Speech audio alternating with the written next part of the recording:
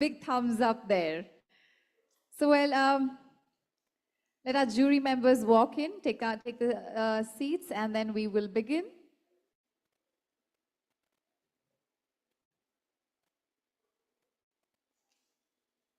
So the winner, do you know what the winner gets? The winner gets a holiday in Denmark.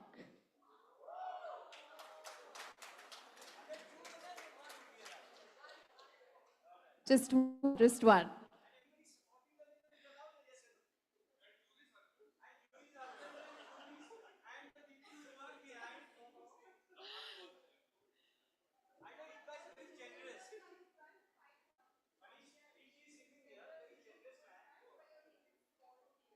Yeah, you can come, move forward. You can take the seats here.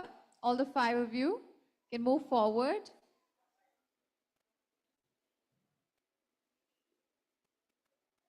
One more mic, one more mic.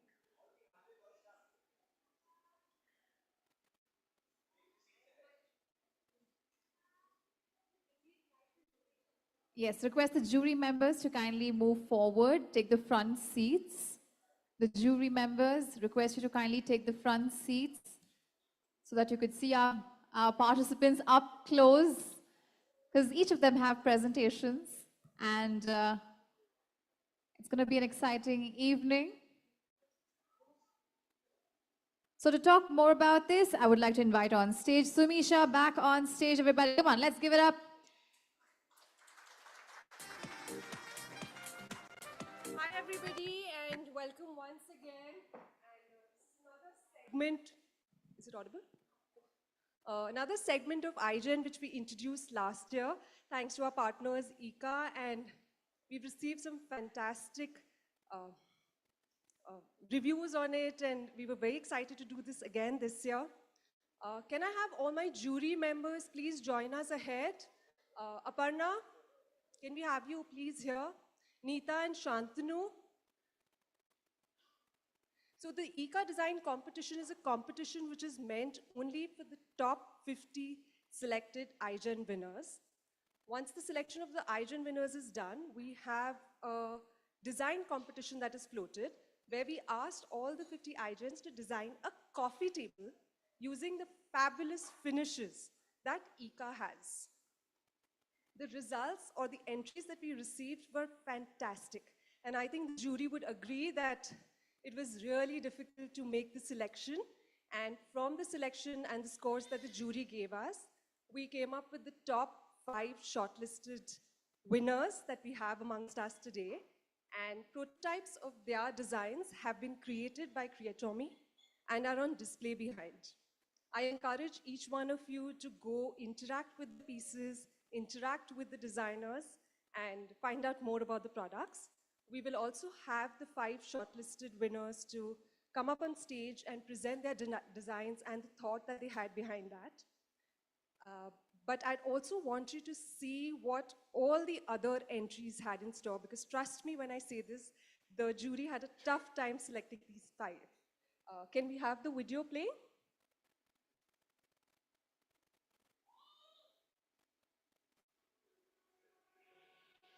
These are the top 25 shortlisted entries that we received.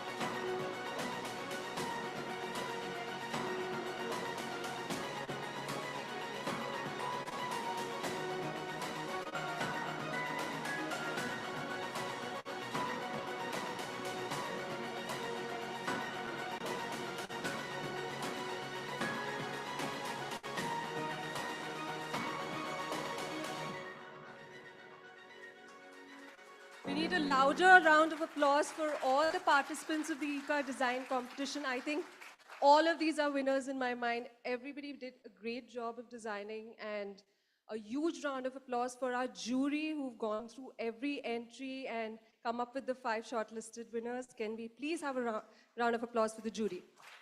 On the jury, we had architect Sonali from Bhagwati from Delhi, who unfortunately had to leave for another event that she had tomorrow, travel plans that she had. We had Neeta Kembhavi from Kembhavi Architecture. We had Aparna Narsimhan from Bangalore. And we have Shantanu Garg, who's been kind enough to join us in the jury and share his expertise on design. And I now invite all the shortlisted winners, turn by turn, over to you, to come ahead and make their presentations. Thank you, Samisha. Well, that sounds super exciting, and I'm super excited to see what we have in store. Well, that was the top 5 that we saw on the screen. But right now, live, we have our 5 shortlisted participants who are all set and ready. Are you guys ready? Yes, take a deep breath. Yes, okay. So let's begin with Chandana Ramesh, M Patio Architecture. Let's give her a huge round of applause, everybody. Come on, everyone. Clap, clap, clap, clap, clap, clap, clap, clap, clap.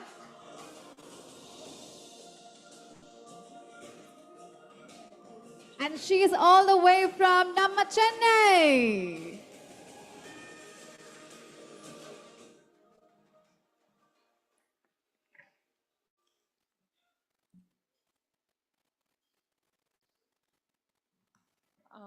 Thank you, Architect Interiors India and ICA Pidlite team for having us here. I'm Chandana Ramesh. We run an interior design and an architecture practice based in Chennai called Empatio. Should I just...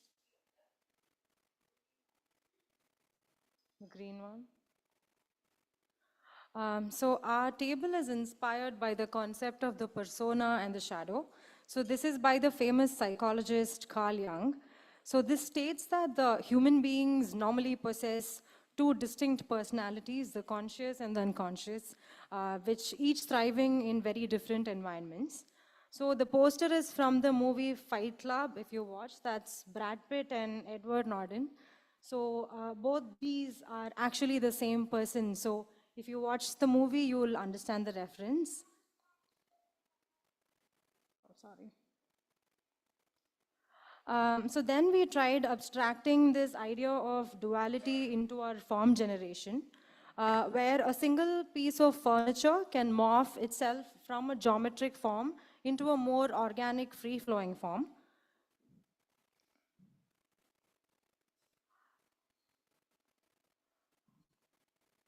So to achieve this, we designed 4 parametric volumes that interlocks within each other inwards to form a cuboidal mass, and when turned around, reveals its fluidic contours.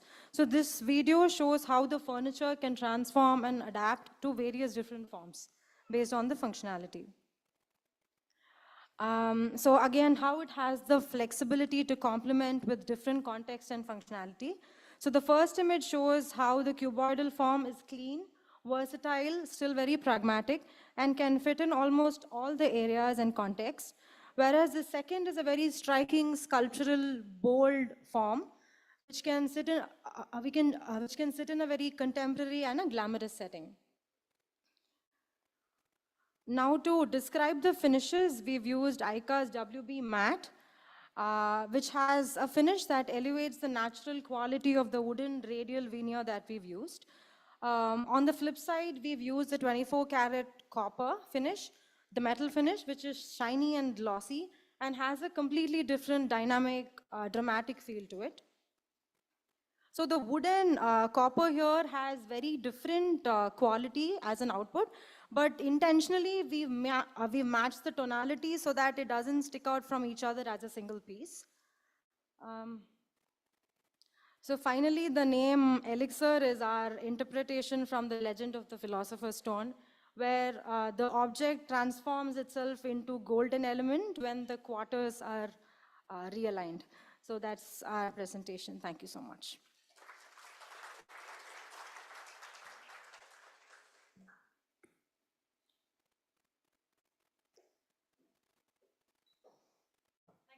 Thank you so much. Thank you, Chandana. Thank you so much. Well, the jury is right here. Jury, we'll come to you probably towards the end of it to ask you what you think about each design. But thank you, Chandana. Thank you so much. Next up, ladies and gentlemen, we have Mohita Garg Vashisht. She's here with us. Let's put our hands together, everybody. Creative Consortium Architects. And Mohita, where are you from? Chennai, Chandigarh. Okay, okay. Let's put our hands together for Mohita, everybody.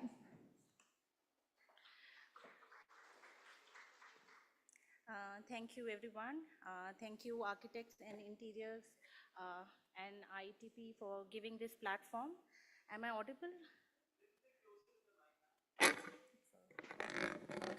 Is it better now? So let's dive into this design. I call my table as a morphing marvel. So unveiling the morphing marvel here today. It's a next-gen coffee table. Imagine a coffee table which can transcend its function. It's not just a mere piece of furniture. In fact, it is a statement piece. In fact, it would be a technological marvel which is designed with this sophisticated elegance, all thanks to ICA. So when I started with this coffee table design competition, what thought came to my mind was how we can revolutionize the entire industry of furniture. Today, we are living in a very different world. It's a very technology-centered and it's a very dynamic and changing world.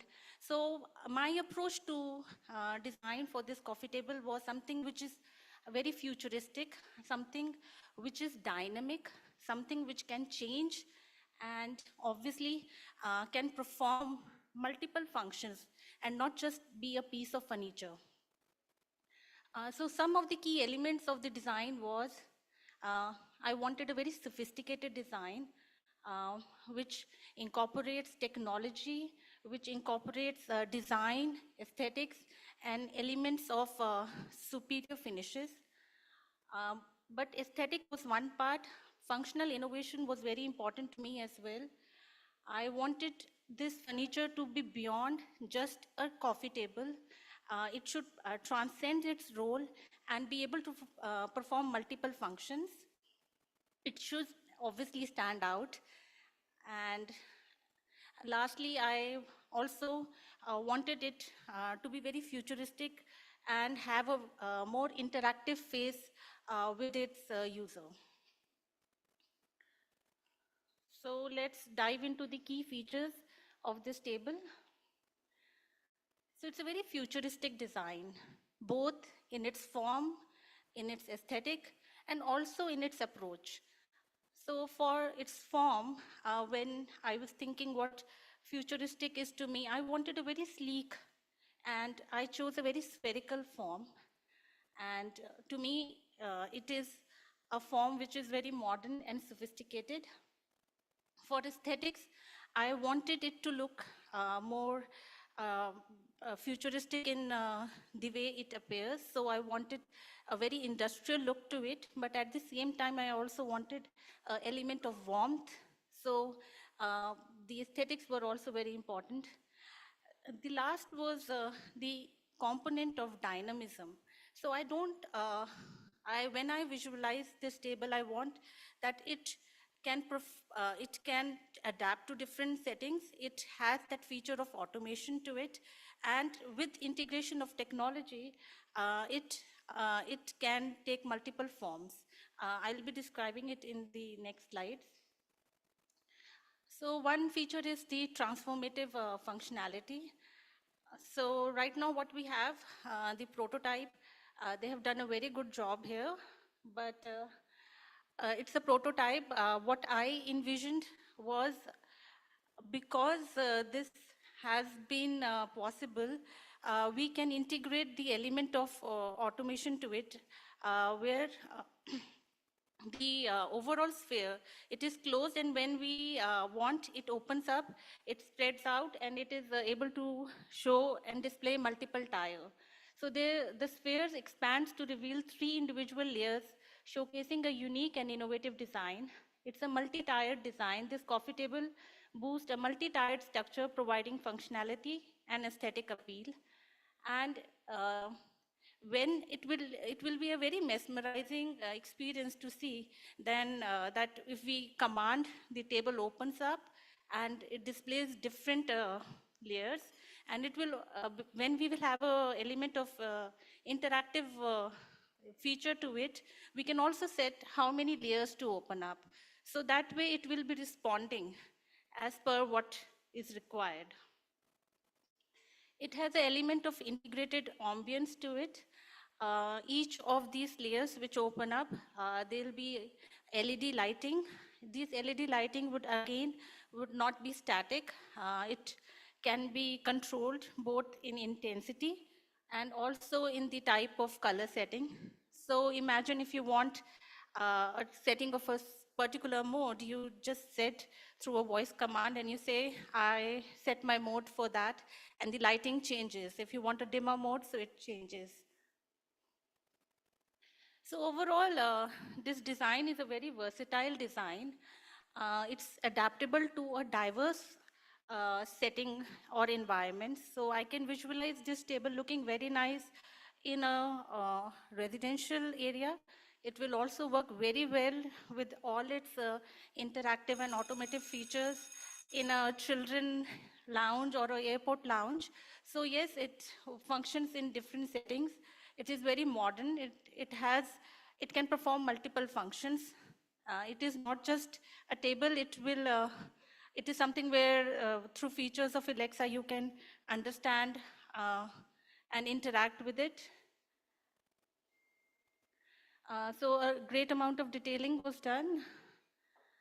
So moving on to the design and materials for it. Because what I intended was a very metallic finish, and if I would have done it in the traditional methods, the entire weight of the table would make it completely unpractical. And then to add the feature of automation or integration of technology would obviously make this table redundant, and it's not possible. So it is only possible because of ICA. It was because of ICA's liquid foil finishes that we are able to achieve a stunning metallic look without the dead weight of the substructure. Then this metallic foil finish is also integrated with veneers, and it is polished with ICA's wooden acrylic polish finishes to add the element of warmth in it. I know, yes, I'm just. So here's the video of it.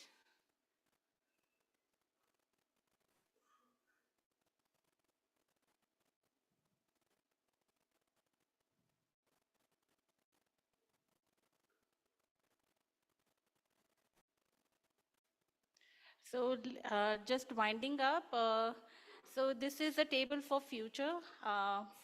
We need to understand that once it has that element of automation, it will move to a level of transforming itself into a social robot, and it will perform and have an interaction, and it is something which will transcend its function. So the morphing marvel is more than just a coffee table. It's a conversation starter, it's a functional marvel, and it's a testament to the future of design. Thank you.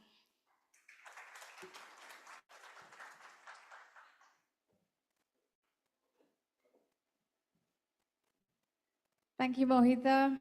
Participants, please remember you have 4 minutes on the clock. We have a clock right here on the screen, so please keep your eyes on the clock here. And yes, moving on. Let's move on to our third participant, Rachna Maroli. Are you ready?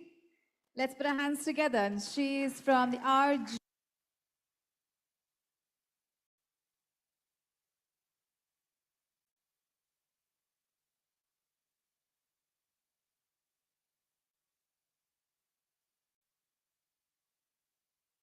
Firstly, I would like to thank ITP and ICA for giving this opportunity.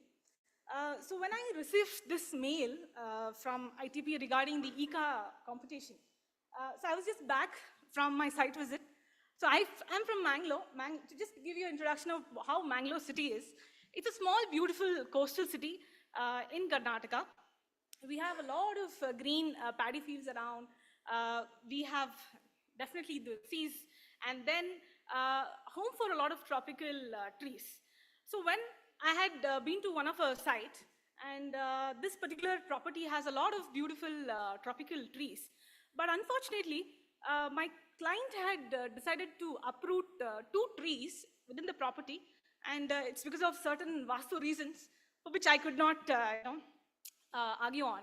So this thing was a real sad incident, and we were somehow thinking, how can we make use of this tree? Okay, so but then at that moment, I did not know what exactly we'll get to do it. I did not know what kind of furniture we will do it. So it was just an idea in my mind. So when I came back to my studio, I went through these specifications which ICA had provided. I somehow spontaneously, got a connection with the site that I just visited from. Sorry, there's a call.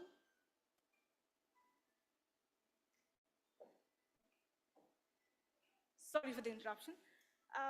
So somehow I found that connection, and I just spontaneously came up with the design, and I named it Sangam.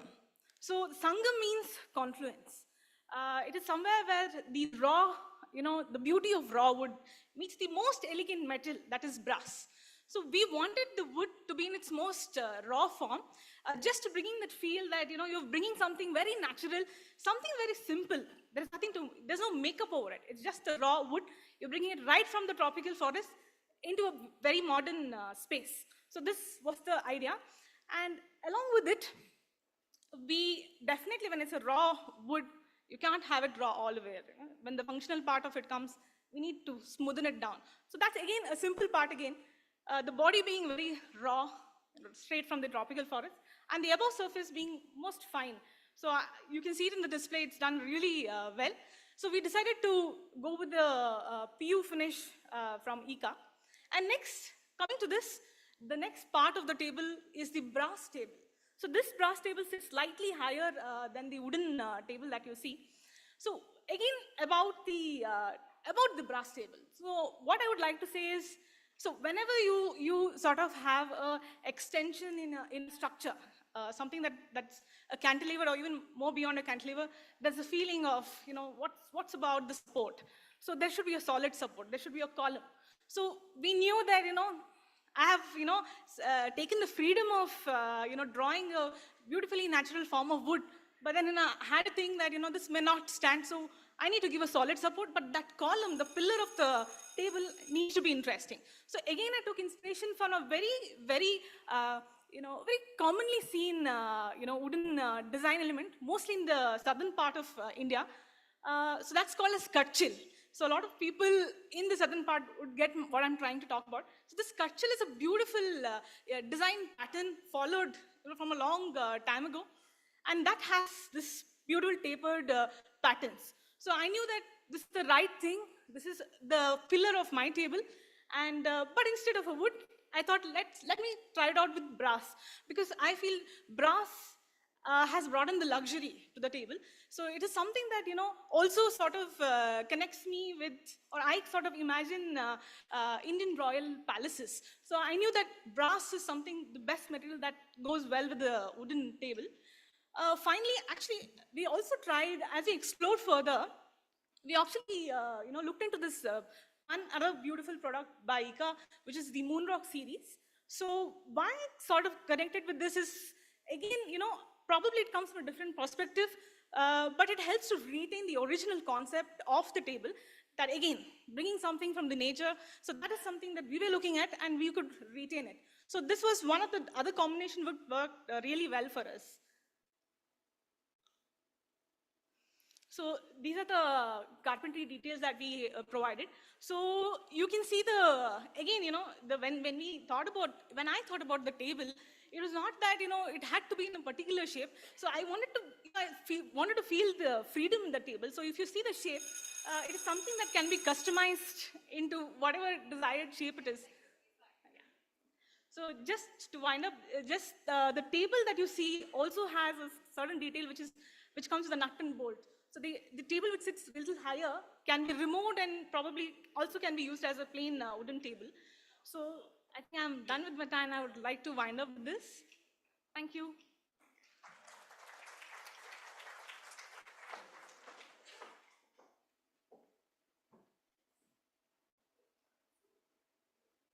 Thank you, Rachna.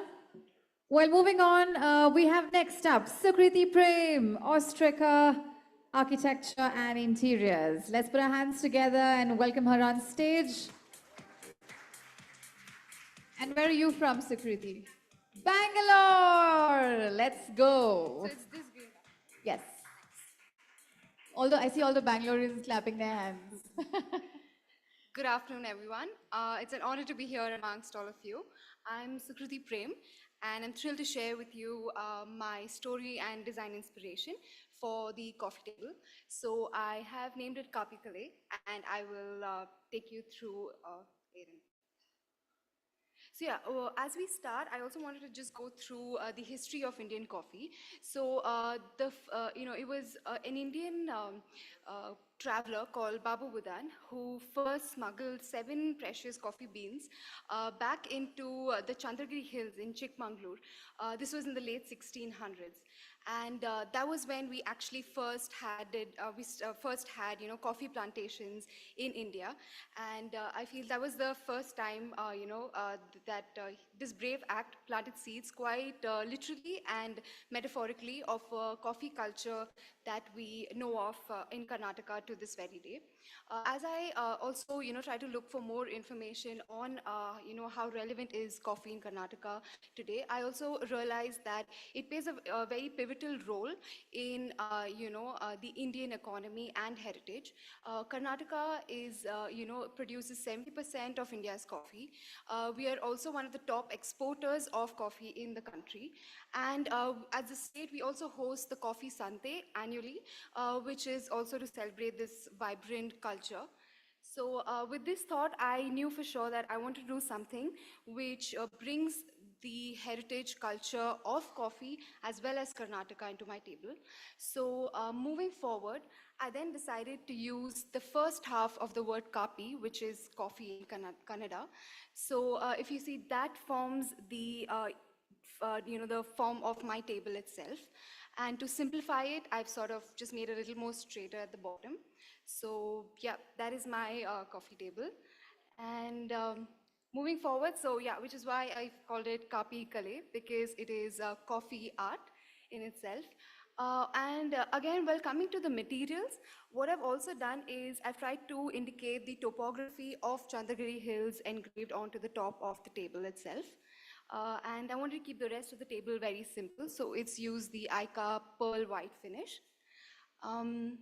As you see, the bottom, I've selected to use the antique brass finish because I think throughout the household in South India, we do associate a lot with brass household utensils or even copper for that matter. So yeah, that is why I chose brass. And also the entire, the way the furniture is made, it is used rel wood. So rel wood again is an eco-friendly material, and it's also a material that stands through, through cold, through wind, through the sun. So I feel it's also a material that stands through time, and it also resembles my concept of how coffee has been in Karnataka through these years. So yeah, that is my coffee table. I hope you'll like it. And yeah, I feel as designers, we have the opportunity to imbibe or you basically to, use culture and heritage as part of our design. And I feel that is something that gives me empowerment, and it also gives me a sense of belonging. So yeah, that's my coffee table. I hope you guys like it. Thank you.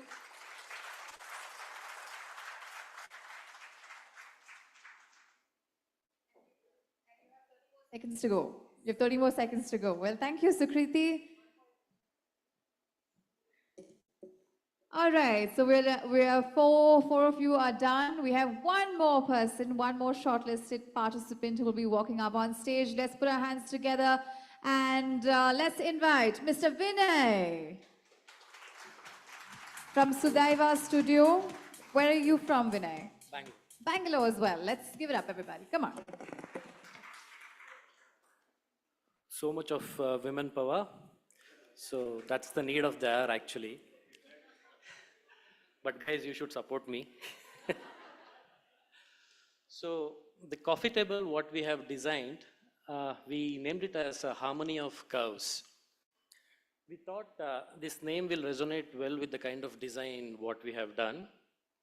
So in next couple of slides, you will see why we designed something like this and what kind of architecture we practice. These are a couple of our projects. This is a small scale residential projects which we have done earlier. And this is an international school which we have done, and that's a large scale residential project. This is a farmhouse which we completed recently. So if you look at the visual aesthetics of what we have done, mostly what you see is all straight lines, squares and rectangles, solids and voids. So this is the kind of architecture what we are practicing. This is our new office project which is coming up in Sarjapur Road. Again, the same similar principles we have followed. And we were designing actually the conference table.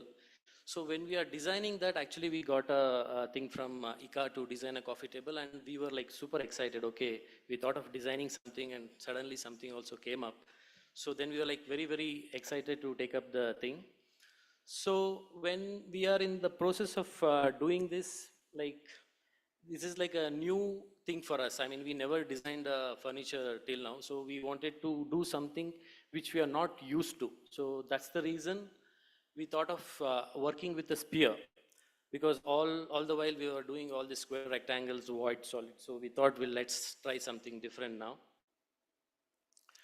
So when we think of a coffee table, three things comes to my mind. One is how functional it is. The second one is how aesthetically it is appealing. And the third thing is how interesting it will look from any corner of the room. So these three things were the primary considerations when we started designing. So we cut the spear and we put it one beside the other. So it became like a semi-spear. So then we stretched one of the semi-spear to the center of the another semi-spear. So it became almost like 4 feet, whatever the design dimensions what ICA asked for. Then we stretched the same coffee table to the given height, again, what was specified from the ICA. So it became like a oval sort of shape.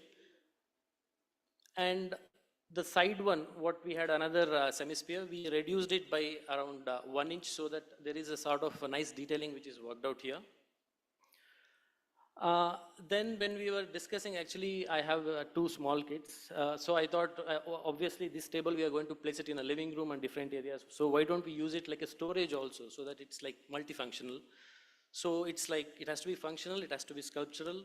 So we thought of carving it out and make use of, because I was seeing my kids playing with balls, that this and also, it can be a storage also here. So that's what we thought. So, and we worked out a nice, interesting handle there actually, which you can actually lift up and use it for a storage also.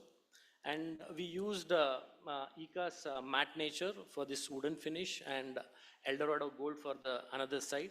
And we gave a small metal, 10 mm metal beading in the bottom so that it looks as if it's like floating. So that's the kind of concept what we thought of. And like you can see it over there, what we have, what they have done a really good job. You can actually lift this up and use it as a storage as well. So that's how what we have planned it out. And this is a small video. Can you play this one?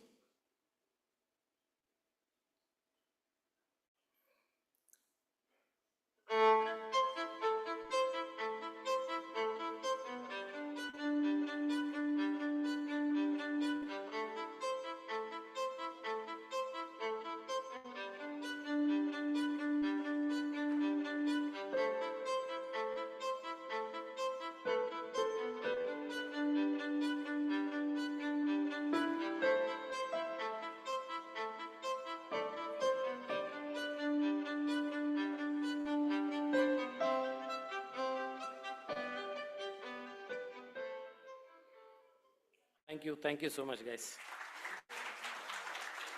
This resonated well with the ICA's advertisement also. Thank you. Vinay, please stay back. And now can I request all the participants to kindly join us on stage? Can we have the mics, please?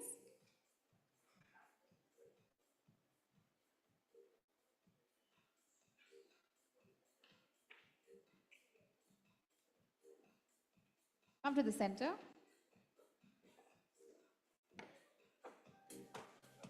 Can we have mics to the juries to this table?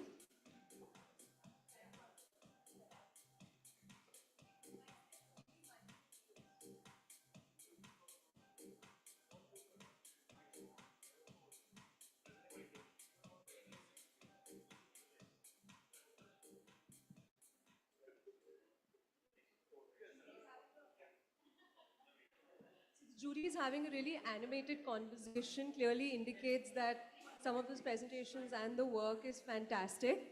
So while the jury gets ready to ask the questions, I would also like to bring to your notice the 3 criteria on which the judging is going to be happening on, and we'll be selecting the one winner who's going to be getting a trip to Denmark. The 3 criteria that we're judging them on is 1, of course, the design, the quality of the design, the thought process that has gone behind the design, and the inspiration of that design. Second is the use of material that was provided and the translation of the brief that was given to them. And third, the most important, creativity. Without creativity, no product really makes it out there. So these are the 3 criteria the jury have judged them initially and will be judging them today as well. Shantanu, do you have a question for the participants?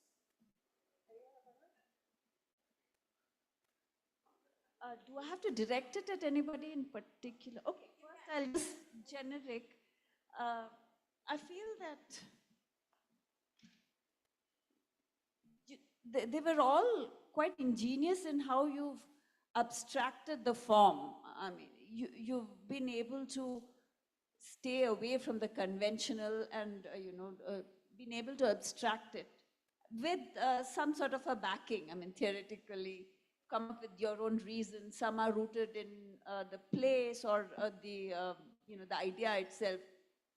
And you used the finishes. The idea was to use ICA's finishes, and you've been able to all find reasons to use it effectively. I have a certain that fundamental premise over which I have an axe to grind though, which is that this is a design problem and it has to solve a problem. So you have to first state the problem and then solve it creatively, aesthetically, all that. But then I find that these tables are so heavy, you cannot put a carpet under it. Many of it, they're not maneuverable. And if they are openable, they're not openable enough comfortably. And if there are some ports to have a Wi-Fi or any of these other modern facilities, you don't know how they are going to be. Just saying it won't do, it has to have been expressed in the design, ideally, as an aesthetic in itself. And you have to say how it has to be done, how it has to be constructed. And I feel if these were addressed, then it would really be a practical solution. I mean, first you have to state the problem and only then you'll have solutions. But these are more like art, and I would give you marks for that. Yeah. Any questions you have for any of the designs?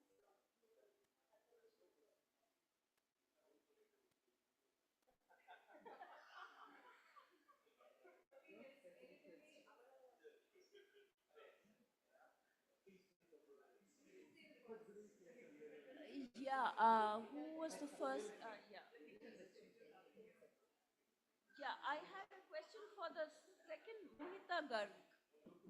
Yeah, that's right. Yeah, sure, it's multifunctional. It's really nice that you have separated out, you've used the height really well so that you can keep different things at different levels. And if you want to clean one surface without impacting the other, you can do all of that. And it's interactive. But finally, the thing is structural stability.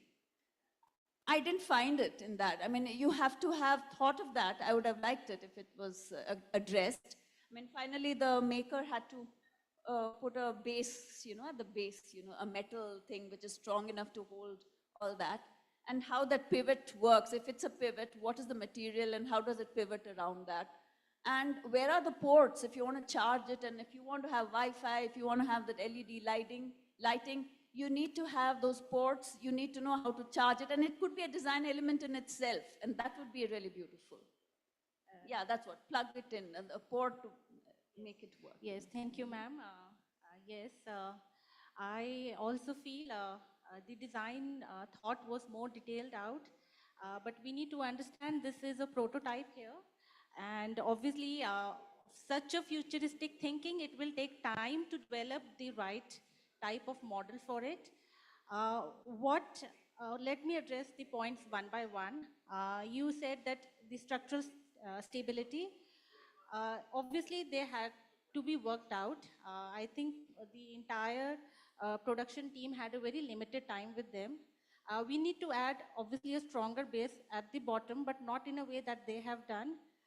That would be through a metal base inside the spherical ball, which is the bottom part of it. Secondly, the shelves they open up. Obviously, there will be a level of automation to it, which will be done through the central conduit, which is there. For the Wi-Fi integration and for the ports, obviously all these shelves are for that purpose. So the ports will be underneath a shelf. So once they open up, you plug inside from the bottom over there. When we are designing something which is very futuristic, ahead of its time, it will take time to reach where we are wanting it to be. But what I am suggesting here is it is possible, and we can do that, and it is possible because of ICA's finishes. If we go with a metal complete structure, it will not be possible because the sheer dead weight of the table will make it unpractical. But what I am suggesting here is it is because of ICA's special finishes, we can have even the automation in it, we can even have the technology integration in it because the substructure is wood and ply and obviously the flexible veneers. I hope, ma'am, I answered your question. We'll discuss it later offline. So my question is to Vinay. You made these openable lids, right? So have you thought of any sort of a system that can actually control the movement of those lids? Because they eventually, for a beginner, when they open it, like when I opened it, it got, got into the vessel itself. So there should have been a sleeve, or there should have been a pivot or something that, maneuvers it. Initially we thought of doing it with the hinges actually. Then since it's in an oval shape, then we thought of limitations in actually putting the hinges and to get that overall shape. Actually, the way it is done, so the another side actually there is no sleeve actually. As per the detail, actually there should be a sleeve there also so that it's easy to lift. And it's also like light in weight, so it's like kind of easy to... Had it been there's a margin, an extra margin, or could have been an extra sleeve, it would have not gone in Correct. the... Actually, that is there. That is not done in this particular thing. Actually there is a groove in the other side also, so that it's easy to open up. But that is not done. But it's been considered, like... Yeah, it's been considered.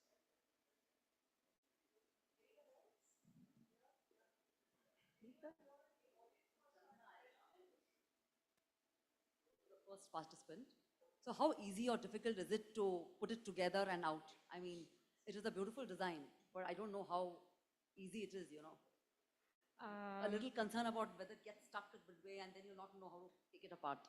No, so the way we had planned it is we had given a 3 mm buffer between the center portion.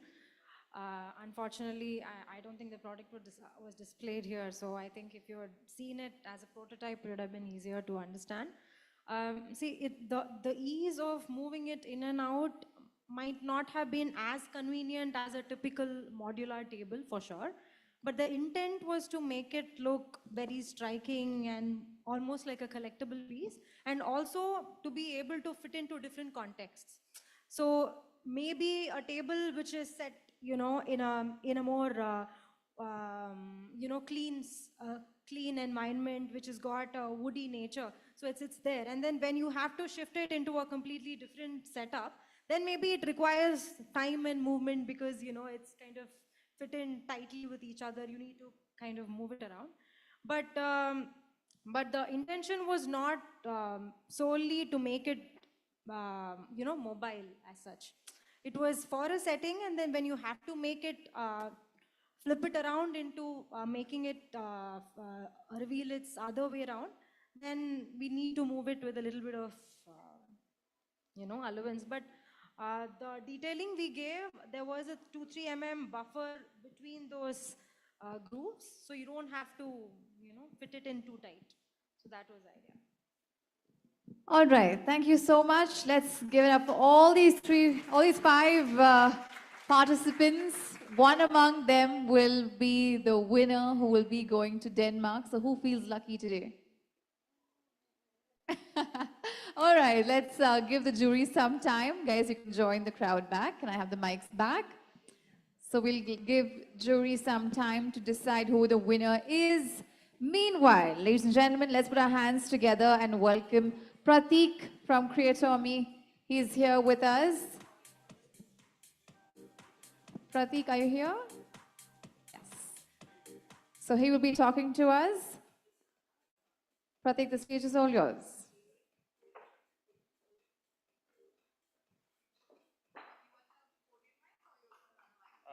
I'm okay with this. It's fine. Good afternoon, everyone. I'm Pratik. I'm from Creatomy, and we were tasked with manufacturing these prototypes over a relatively short 2-week period. So I just want to introduce all of you to Creatomy and what we do at Creatomy. So at Creatomy, we are a design-first furniture manufacturer. We always try and do two things with our furniture. Either they are extremely practical and serve a function altogether, or we look at furniture as art, as blending art, sculptural elements, and some utility altogether. Our process typically begins with a story. There's always a strong concept behind everything that we do. We look at inspiration from different fields of design. Sometimes we take inspiration from jewelry, sometimes it's nature, sometimes it is animals and other things as well. So at Creatomy, we begin all our processes with the sketches, which then transform into 3D models. From the 3D models, we start rapid prototyping of all of these products. So the 3D models are loaded into various machines, which could take out the forms of these pieces very quickly. The 3D modeling phase is typically done after we have developed initial concept sketches, and then everything has to be broken down into individual components before moving it into our machines. So rapid prototyping is something that is changing the way we design products, and it's changing the way products can function also. We are able to pull out shapes and forms within a day, which would otherwise take years together, or even months and years together, depending on the forms. Using the 5-axis CNC machines, everything that we model comes to life in a few hours. The presentation that we have here is showing the process of creating some of these tables, where we started out with the models, broke it down into individual components. Those components are loaded into the machine. They come out, they're joined back together, loaded back into the machine again, and they come out as finished products. Our collaboration with ICA has been one which enables us to design a lot more freely. I think the participants earlier also spoke about how certain materials are taken and completely transformed through their finishes. And this allows us to even experiment with different forms, to lighten up materials, work on composites, to work on a whole bunch of other techniques which would earlier not been possible. For us, design should not be looked at as anything with a constraint. So our manufacturing facility focuses entirely on removing all of those constraints. We've bought each and every machine with a strong purpose, and that purpose is to allow architects, designers, and our in-house design team to achieve their vision completely seamlessly. So I think this whole process over the last couple of weeks was something that has strengthened my belief that design is truly collaborative. Design is not just about one person, but it is an amalgamation of different agencies coming together and experiencing the entire process to achieve what they truly want. So we really aim to remove all the blockers in the middle and create high quality products which tell a deep story. So thank you.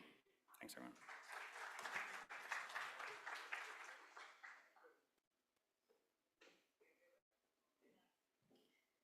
Thank you, Prateek. And now, ladies and gentlemen, the moment that we've all been waiting for. First, I would like to invite Mr. Manish Irie from ICA, Mr. Viresh Malhan from ICA again,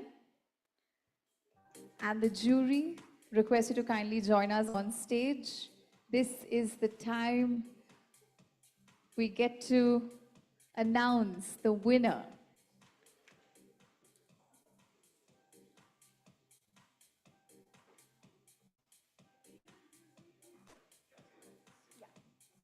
See, as we all gather, first and foremost, before I come to the designers, I will like to thank Prateek from Creatomy in terms of joining hands with us. The other quick thing, I think we are very excited that out of the 50 participants, almost 38 designs we received. Thanks for putting in that effort and partnering with us from the design point of view. I every time say that, when the designers put this, our finishes on their creation, I think we also get stunned in terms of that, you can make our product look so beautiful. So thank you very much for that. And you have also seen the rigor with which the evaluation is happening. I think the kind of questions that were asked to you. So yeah, I mean, whosoever name is announced, be proud. And for everybody else, in any case, you are the winners in terms of reaching this far. Yeah.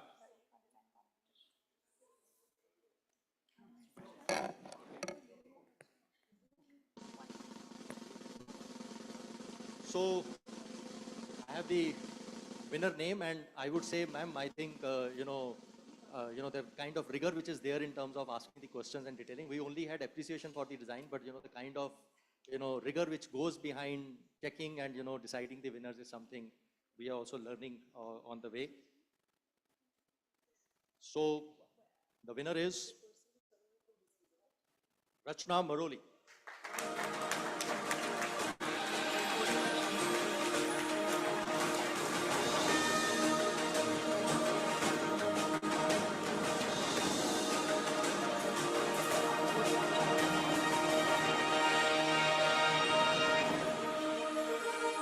Well, ladies and gentlemen, come on, let's give it up for Rachna Maroli from RGB Design Studio, all the way from Mangalore.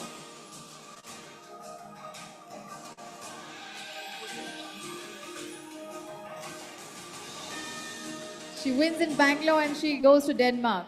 Wow. Come on, give it up, everybody.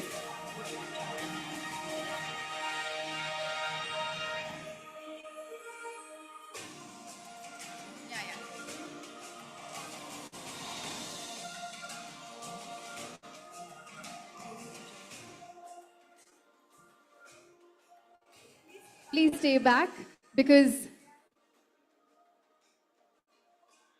we have no one here goes empty-handed? Well, we all are winners, and all the participants, well, please join us on stage as well. Come on, can I get the participants on stage? Because each of you walk away with an Apple iPad, but not right now. It will be delivered to you at your office. So all the participants, please join us on stage along with the team up here. Actually, I want to correct. All 5 of them are winners. They have been shortlisted from all the entries that we received, and they will all be receiving the Apple iPads from ICA. And then, of course, we have the winner who would be going to Denmark.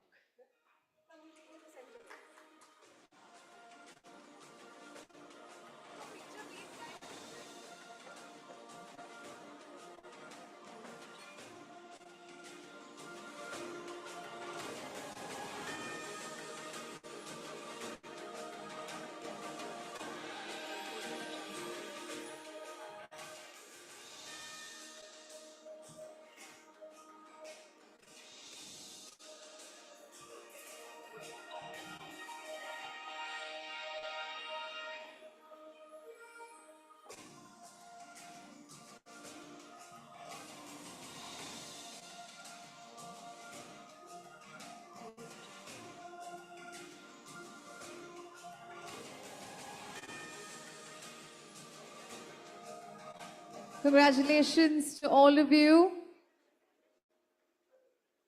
A big thank you to our jury.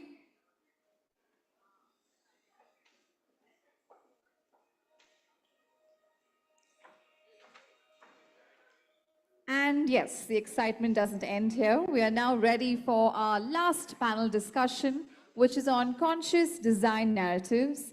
And the panelists are Ajay Patil, Director, Prime Faiz, Indrajit Kembavi, Partner, Kembavi Architecture Foundation, Mohammad Afnan, Principal Architect, Humming Tree, Sachin Bandukwala, Principal Architect, Banduk Smith Studio. And to moderate this session, I'd request Mr. Akshit Bhatt, Principal Architect, Architecture Discipline, to kindly join us on stage.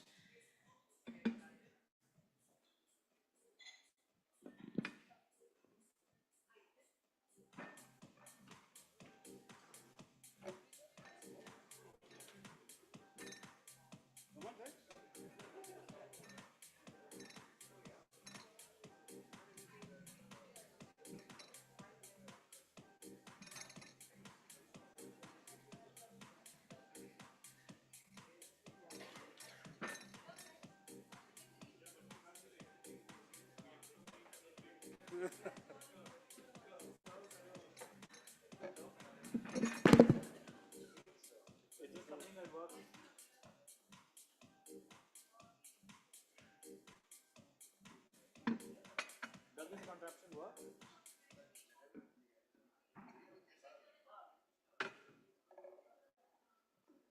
Oh, can we turn the lights down?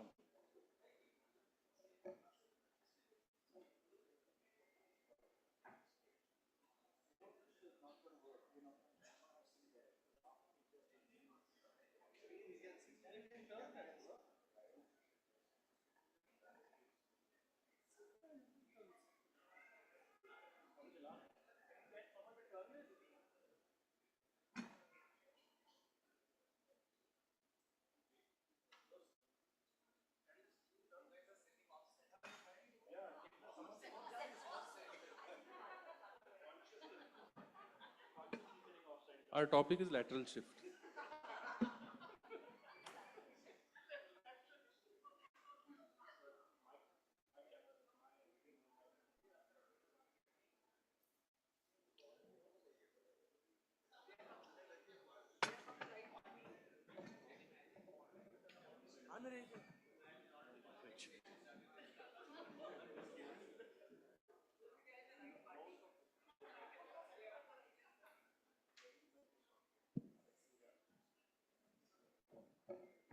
Are you sure? Okay, so there are 5 of us here and we're completely underprepared. we have a lot of slides that we haven't actually seen ourselves. Um, but this is meant to be a panel discussion as in a discussion. And if someone feels really strongly about something, please stand up, raise your hand, chip in as you feel like. So we don't wait for a conversation to begin after we're done saying whatever nonsense we have to say. And I say this is nonsense because I wrote an undergraduate dissertation in 2001, and that essentially complained about the same stuff, about how cities are going to be burgeoning at the seams, and how a certain number of people are going to be moving in towards cities, and those are um, and those predictions are sort of coming true ahead of time. So we sort of learned to believe that cities have become mankind's new habitat, and a real meaningful discussion on architecture will now start with the cities. If you want to control, climate, you want to control your impact on the environment, and essentially if you want to create a better quality of life for people at large. And you begin with an understanding of comfort and, as Sachin said earlier, immediacy and convenience. So I think more often than not, when we start talking mainstream architecture, we start talking compliance to environmental standards and sustainability standards. But we stop looking at what happens in the interstitial spaces between buildings. And we stop addressing fundamentals like, the projections that are for a 10 billion population. Hey, why is this moving on its own? It's kind of, so I'm going to be catching up with it. But then look at the pretty slides. Like I said, we're underprepared, and we just keep talking. So essentially, we're in a place where we've now understood that the last 70 years of an insane population boom that's contributed 6.5 million people to the earth, a billion people to the earth, is actually responsible for a significant rise in temperature. A lot of it has to do with how we as architects design buildings, and a fundamental greed for everybody to be in concentrated city spaces. But it's also led to problems with an urban environment. Like one of the slides went by earlier that said 83 of the most polluted 100 cities in the world are in Asia. And of the top 10 most polluted cities in the world, 9 are in India. Only the other one is Lahore. So the 10th is Lahore. And these are, and I find often that whenever we meet at forums and we talk architectural isms, when we talk about theory and practice, we actually don't discuss the impact of our work on humanity. And we don't actually look at cities and say, while each one of us is trying to carve out islands of excellence to create our own, timely monolith that will last forever, and we will be remembered for, we actually forget to talk about, like again, I said, the interspecial spaces and the impact of these spaces not being democratic, not being multi-use and positive to people at large. So we're 5 of us. I haven't put this panel together, Sumisha has. I'm lucky to have all these guys agree. And we had one lady back out and run away because she refused to not to take a later flight. I offered. And that was Sonali Bhagwati. She was here earlier.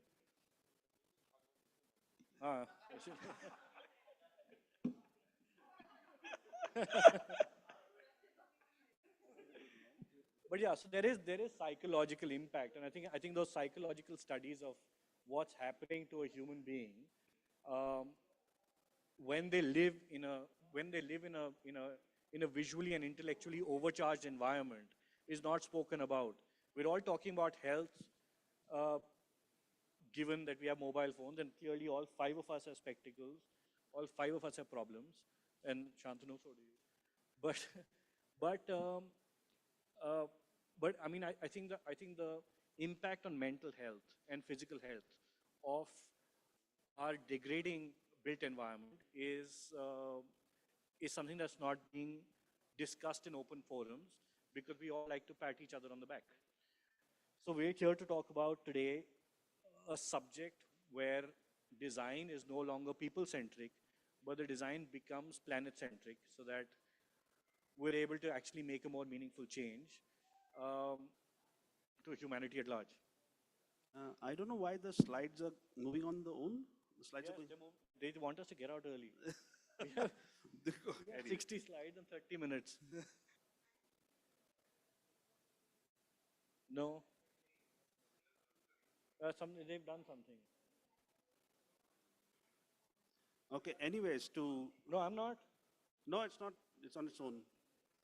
Anyways, I'll to put it start away. with the discussion on what cities are for us today, it's the stage on which we live, the roads we use, the schools we go to, the offices we attend, the homes we live in are just props on a stage.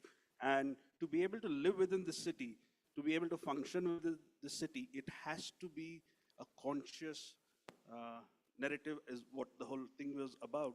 So how do we do this? Given that we are now in cities that are overpolluted, noisy, like you can see there are traffic, there's sign, there's noise. So how do you work around this?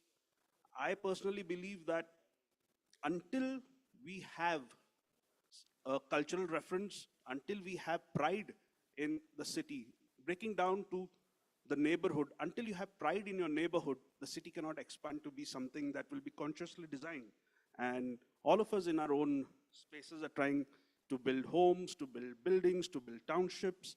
There has to be pride in everyone who lives, works, or exists in these spaces. And we're all trying to do our best design-wise. You are looking at lakes and you're looking at water bodies. Would you like to say something? Yeah. So, you know, I mean, we have agency of architecture. We are architects.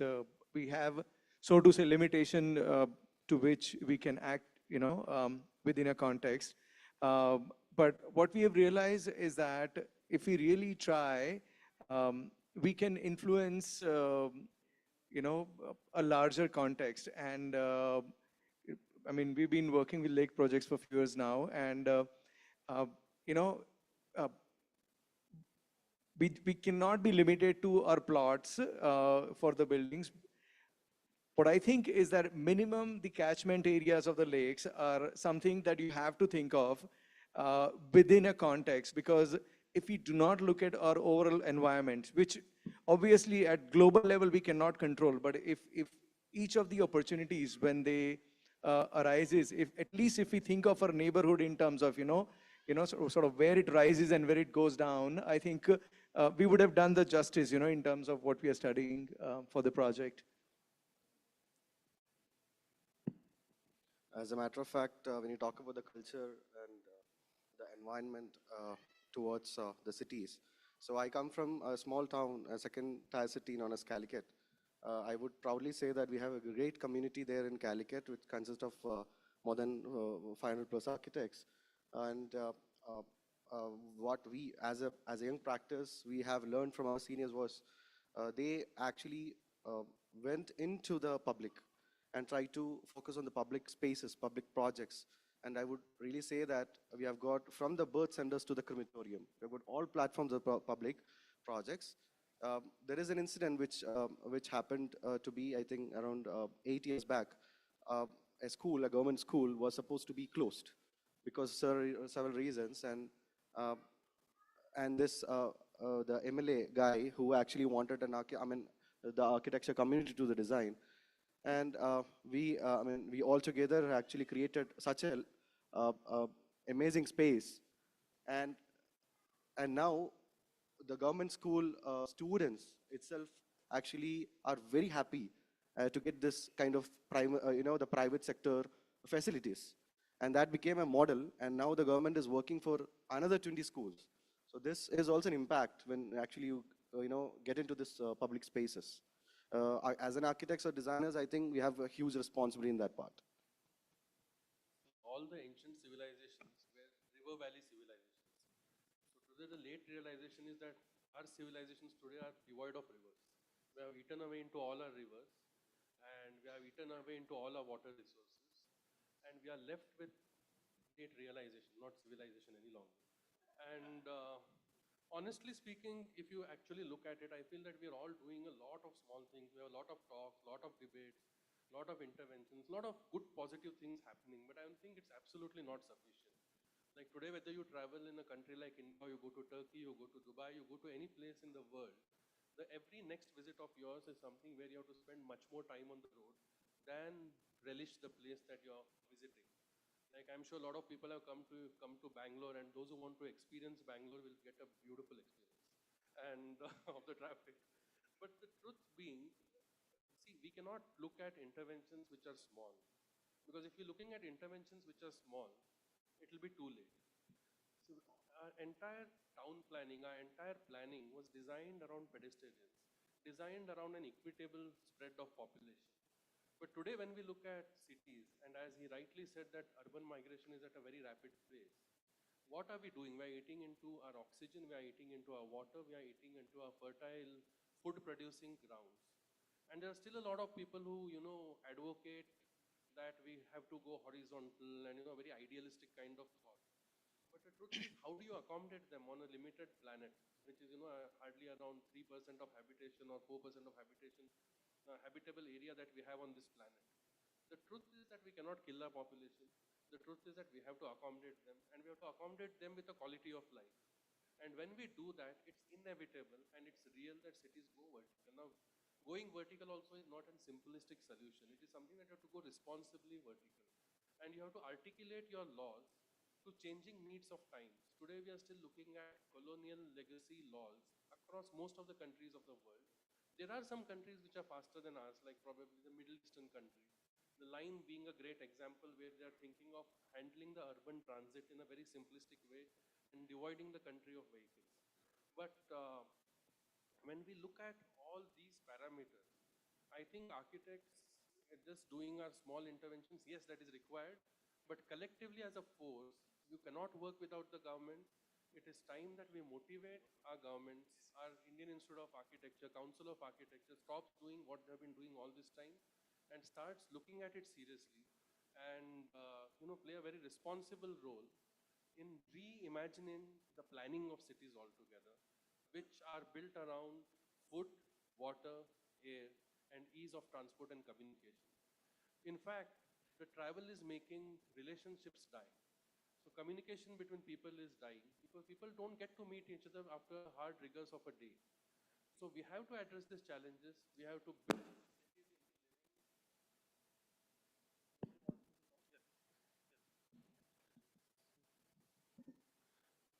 have to build cities into living, thriving, and self-sustainable communities. And it requires a lot of effort, failing which our children or our grandchildren, maybe us ourselves in our old age, will suffer very badly.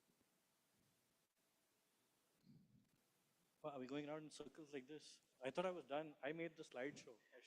No, I should not be punished any so further. should we sort of shrink our cities in smaller cluster? Is that what we are talking about? Are we saying that like for most of the work, and people who are part of your working team or service team should be within minutes of walking distance or things like that? Are we saying like you know uh, something of that sort will work for future? I mean, where are we going, with this?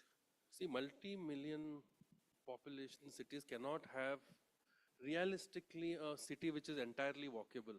But what we have to think of is walkable clusters connected by ease of transportation, which probably moves away to a reduced, private transport model and more to a public transport model.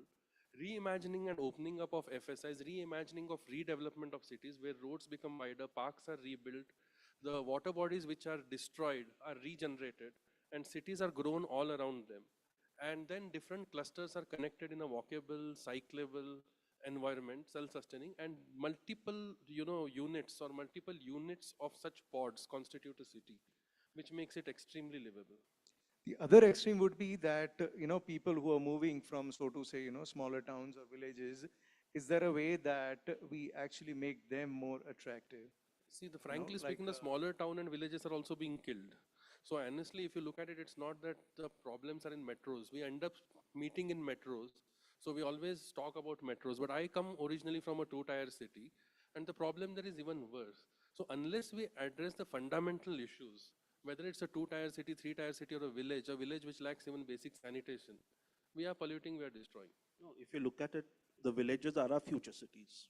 At the end of the day, at some point, we have to start thinking outwards of the city, and villages will, as you can see, two-tier cities, one-tier cities, they're developing at such a rapid pace in terms of growth. But infrastructure, the villages are the cities of the future.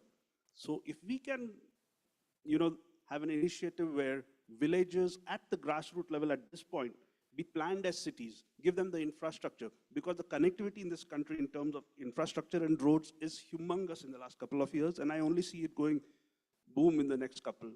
So to look at our villages, to look at our smaller tier cities as the future metropolises, if we could put it that way, that would be an idea to save the water masses that still exist in those places, because we are already devoid of them in metropolitan cities. Like for in Bombay, some of the prime properties have no balconies, so we are living in glass boxes, 24 hours air conditioned, and these are high-end luxury projects, which is ridiculous to give or take. Look, I don't believe that a decentralized approach is ever going to be successful when it comes to an urban population, especially a population that is as large in number as ours, or to deal with the problems that are going to crop up in Southeast Asia over the next couple of decades. Cities will always be economic centers. Cities will always be the cultural melting pots of that particular civilization. They have always been the places that have held our built history and our cultural history. It's not been people sitting in small villages and whatnot generating something. There is a contribution. I think if you address a tier 2, tier 3 or a village level condition, you may reduce the dependence on a city. You may improve the feed from a village into a city, but I don't think you can take the issue of a city away. Cities fundamentally are layered, and I think that's something that none of us are actually addressing. At least we haven't addressed over the last 30 years because it has not historically been good for business, which is that there is an old part of every city, and there are old parts which were... There are also smaller villages which have been engulfed in growth of the cities. Yes, Yeah. correct. So each one of those is fundamentally a layer of history in itself, right? And for whatever the development may have been, it was in its own time intellectually modern. So if you start looking at those value systems, if you start looking at those projects as value systems, and we start addressing those as smaller smart cities within a larger city complex, we have a place to go.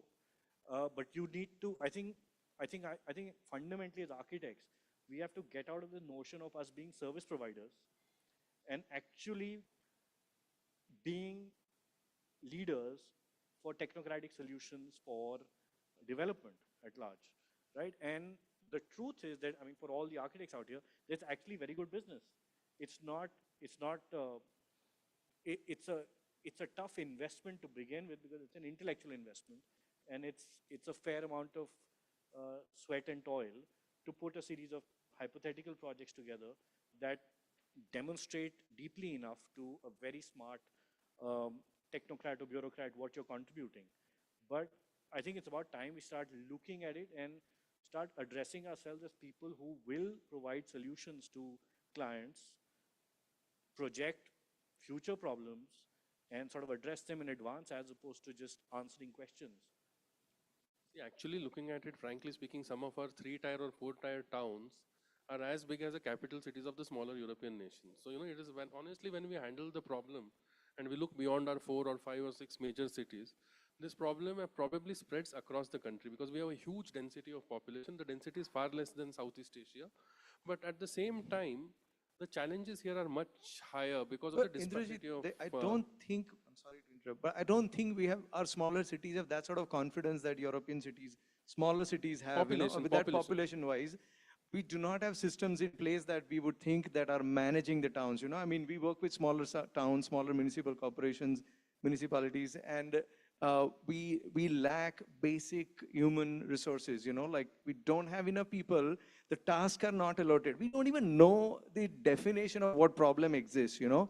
Like, I mean, one day we are looking at water, the other day sewage, the other day, you know, waste management. And I mean, forget quality of life, you know, beyond providing basic facilities. So we are at that sort of scenario. So I don't think there is that sort of comparison, but uh, I definitely think that there needs to be investment in terms of bringing them to that level, you know, because you know, I would not think that we should not have decentralized approach, because um, if you see, the cities are competitive places, and everybody who wishes to migrate, they have to sort of get to that confidence level that I can operate in a bigger context, you know.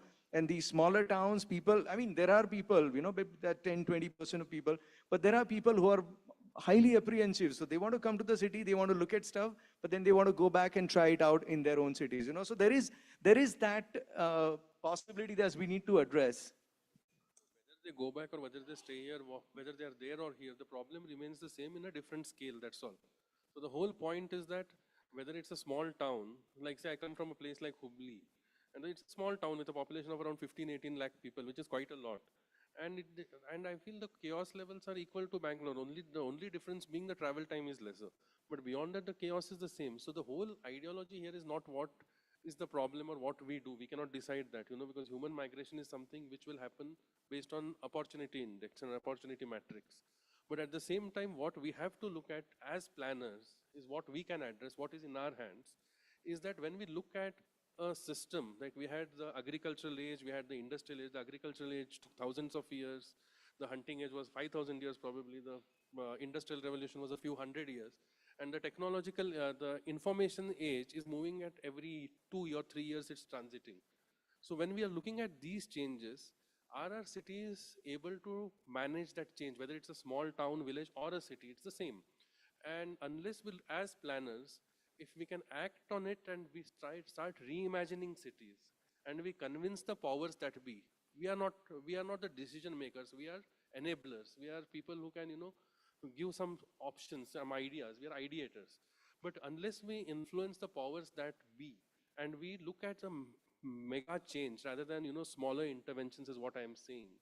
Like what is happening today, water, everything is a surgery, but we have to look at a major change, a major relook at planning, and it's the only way that cities can thrive again and population can exist in peace. Well, as enablers today, as architects, as designers, creating infrastructure, one of the key decisions that is in our hand is aesthetics when it comes, like you're creating flyovers, you're creating bridges, you're creating metro stations. Our expertise in creating aesthetics to change the landscape, to give pride, like, I mean, you go to certain cities where you have these flyovers with all these pillars running across with junk around them, but there are places which I'm seeing happening in Bombay where these pillars are beautifully done. You know, so you're giving pride to, and you're giving aesthetics to infrastructure, which is very important when it comes to creating um, a city that is beautiful. And I think therein, at this point, we are very open to be able to do that. Now, going across a huge change, which you're talking about, I don't know how that's going to come along. I don't think I am capable of handling that question. I think with respect to that, yes, we do have a lot of, these kind of public spaces has been redefined by creating, yeah, can you hear? Yeah, okay. So creating such spaces, putting some definition or refine the space with some colors or materials, or in terms of, as you mentioned, for giving an aesthetic. But there are some places we definitely appreciate it, but there are some spaces we feel, pity about it. So it's very subjective. So it's all about, the it's not only about the architects or designers, and it's not only in their hands. At the same time, yes, there is a power. There is certain people who has power. So it's all about balancing both of them and getting to the good. There is beauty in pain, they say. No? Sorry? There is beauty in pain. That's where we are contributing now as architect. In between all the pain, we add beauty. Look, I think if these are all at least 10-year-old practices, and if you survive 10 years, you're hopefully going to survive another couple at least, right? So when you go back to architecture school and you go back to your, well, your primary studies and your higher studies, there's a lot of projects you do on your own that you're pretty much intellectually feeding yourself, but you have very little capex in it. All the capex is your stationery and I guess your time. We've done a couple, right? We realized this and we started in 2017, our first project where we said, let's not go looking for a CSR client. Let's become the agency that actually funds ourselves. And all it started was with 15 lakh rupees to clean up a little stepwell and do a urban design study.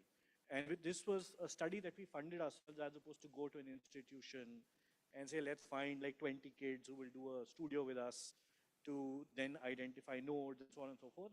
This became a 5-person study from the studio itself. All we used was our power of money. Send out drones, send out people, do the survey, do the photographies, prepare your drawings, get a visualizer and a 3D draftsman to actually set sections, etc. together. Speak to a couple of people because all of us know powerful people in small places. So speak to a couple of people, let's find the ability to actually clean up the stepwell and nobody bother us. And all it took was cleaning out that stepwell, and then it started with 15 lakhs. Eventually we added in the second year another 10 lakhs. In 25 lakhs in all, we actually managed to put together a project for ourselves and find somebody who would take the burden of that project off us. And that was a local person. Right? And that project actually was widely published, is still spoken about. It's from becoming a very fast-moving charge, it's become a slow-moving sloth, but it became so. We did something similar during the pandemic, where we went to the Aam Aadmi Party in Delhi and we said, listen, you've got this Mohalla Clinic program. We've got a container-based education and healthcare facility. Can we interest you in letting us demonstrate it? And they said, go for it. The only thing is we can't let you fund a private project. As in, you as an architect cannot fund a project because people will accuse us of selling out to you in some way, because it's like you can't actually take over a green space and maintain it and put your board on it, and unless you have special permissions. So we reached out to Tata Power and we said, you're powering up the city. Are you willing to route this through your CSR? We won't charge. And they did. They gave us 50 lakh rupees to do the prototypes. And we had actually put down in our contract with them to say, we will sign off the copyrights to you. So while we have the copyrights for all these container-based clinics, we didn't have to spend any money on them, and we gave them away. So they became now the container clinics for Punjab as well.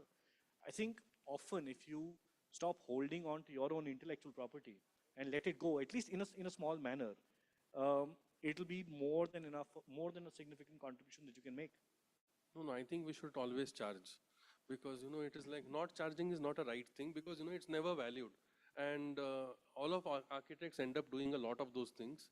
But one thing we should remember is it's always that when you deliver a service, it has to be valued and respected, and we have to put forth in a very strong way, where if we are able to put in our time, that we are doing towards the profession, end of the day it's a livelihood, we have to charge, we have to insist on it, and it's only when we get your fair charges, you will be actually able to play the bigger loop and affect better change. It's nice what you have done, but I agree think this that is what you we need should to do. get in. I agree. So I think there are two levels at which you work, right? You work at the bigger loop for a client that can genuinely pay, right? But what are we doing if you're not participating in education, if you're not teaching in a college, if you're not spending that? I'm not any longer. I stopped teaching 10 years ago. What are you doing to give back? And for us, we see it as that. We see it as a very small part of, of our spending. You spend that money in no time on buying infra for your own office. See, a lot of times what I've done is I've taken fee and donated it back. But the whole point is that taking that fee, this is very important, because whenever somebody talks it in the architectural fraternity, this is one point I always strongly tell everybody: please do not hesitate to take your fee. And that's one thing which everyone should learn. And we have to be, and you take your fee and donate it for a cause, but don't make it free ever. It's out of context, but it's a very important But context. I think, Indrajit, the point I'm making is a very different one. It's not of a client coming to you. This is of you going to somebody else and saying, Service. Yes. Yeah. So there's a difference. It's you and as one opposed to the other. So I think what we're talking about is how to expand agency of architecture to have larger influence, something of that sort. And um, uh, you know, as we know that, I mean, in a sort of standard format, our influence is within the plot boundary. But if we, as you said, Akshat, if we can become technocrat and collaborate with, different professions, that are working in creating sort of infrastructure systems, infrastructure engineering and building material innovations and various other professions, we can come to a kind of, interesting solutions which are, which could be path breaking than where we are right now. That's what I feel. Conscious design means where we are conscious of our client, we are conscious of the society, we are conscious of the environment, and we are conscious of economics, we are conscious of aspirations, and at the end of it, we are conscious of ourselves also. So, the entire ecosystem and the loop has to be covered. And that's where I feel a very sustainable development and practice can happen. Yeah, I think more and more of us needs to be conscious of this. Okay, we can go on this. Can we take questions if there are questions at all?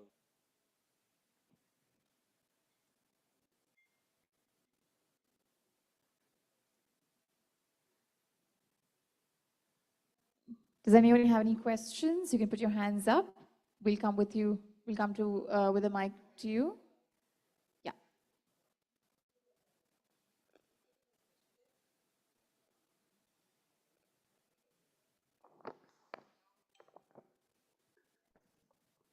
Hi. Hi. This is Kutubia. I don't understand that why are we so negative to the fact that the two-tiers and one-tier cities or towns cannot be developed. See, the basic thing is, what I understand is today we talk about sustainability, but to understand why the sustainability factor is coming in is because of the shift of balance. There's, like what Mohit said in morning, that 51% of the population is shifting towards the urban sector. So definitely there is a shift which is happening. So why can't opportunities be created? Why can't triggers be created in different ways? Like there are examples, if you study in the United States or you study in different places, they have large institutes there. They have some, setups there which are creating triggers for people and creating opportunities for people out there to create livelihood for people. And if that can be done, then I'm not saying there's a reverse migration that is going to take off, but at least the first part of the drought which is happening in one direction, as an opportunity to be kind of, not actually stopped, but reduced. Because if we don't stop that, if we don't reduce it, how much are we going to keep on doing for our cities and urban sectors to take the load on? We are addressing these smaller towns also as mini policies instead of metropolises. So because they're still big in population. All we are saying here is that, we have to address it in terms of urban infrastructure with a futuristic thought, whether it is those small towns or these bigger cities. And you're right, those areas being smaller can be handled in an easier and a more economical way. So those could be the right triggers. I'll give you a very good example. My son was working for Cummins Motors in a small town in Columbus in Indiana. The town of Columbus was given to Cummins to set up a plant. And then Cummins invited the best of the architects of the world to come and set up different buildings out there. Now the whole town is virtually, running because Cummins has a good employment of so many thousand people, which is happening there. Because of that, there is another set of infrastructure required. Schools are there, hospitals are there, restaurants are there, hotels are there. And that's the way the cycle works on. So there is I'm not saying it's not done in India, but if this is done at a larger scale in different smaller towns, then automatically things are going to move. the US and some parts of Europe, even Korea, have managed reverse migration or creation of suburbs very well. And people tend to move there at the moment for quality of life and work-life balance and such. Many such large organizations have done it. Samsung has done it in Korea, as has Hyundai. They've also done the same in Korea, and people are very happy living in those places.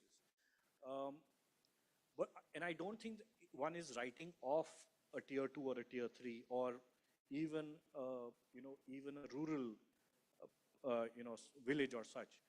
But historically, there have been peaks of popularity for cities. Take Jodhpur again, for example, right? It was an important kingdom. I'm not sure what, and I think the addressing build quality, quality of life, overall built environment with a smaller population is easier, and that's Indrajit's point as well. But I think the challenge that we would face today is that the power of the metropolitan that we are dealing with in India, the economic power is so high that creating an alternative for it is going to be quite an uphill task.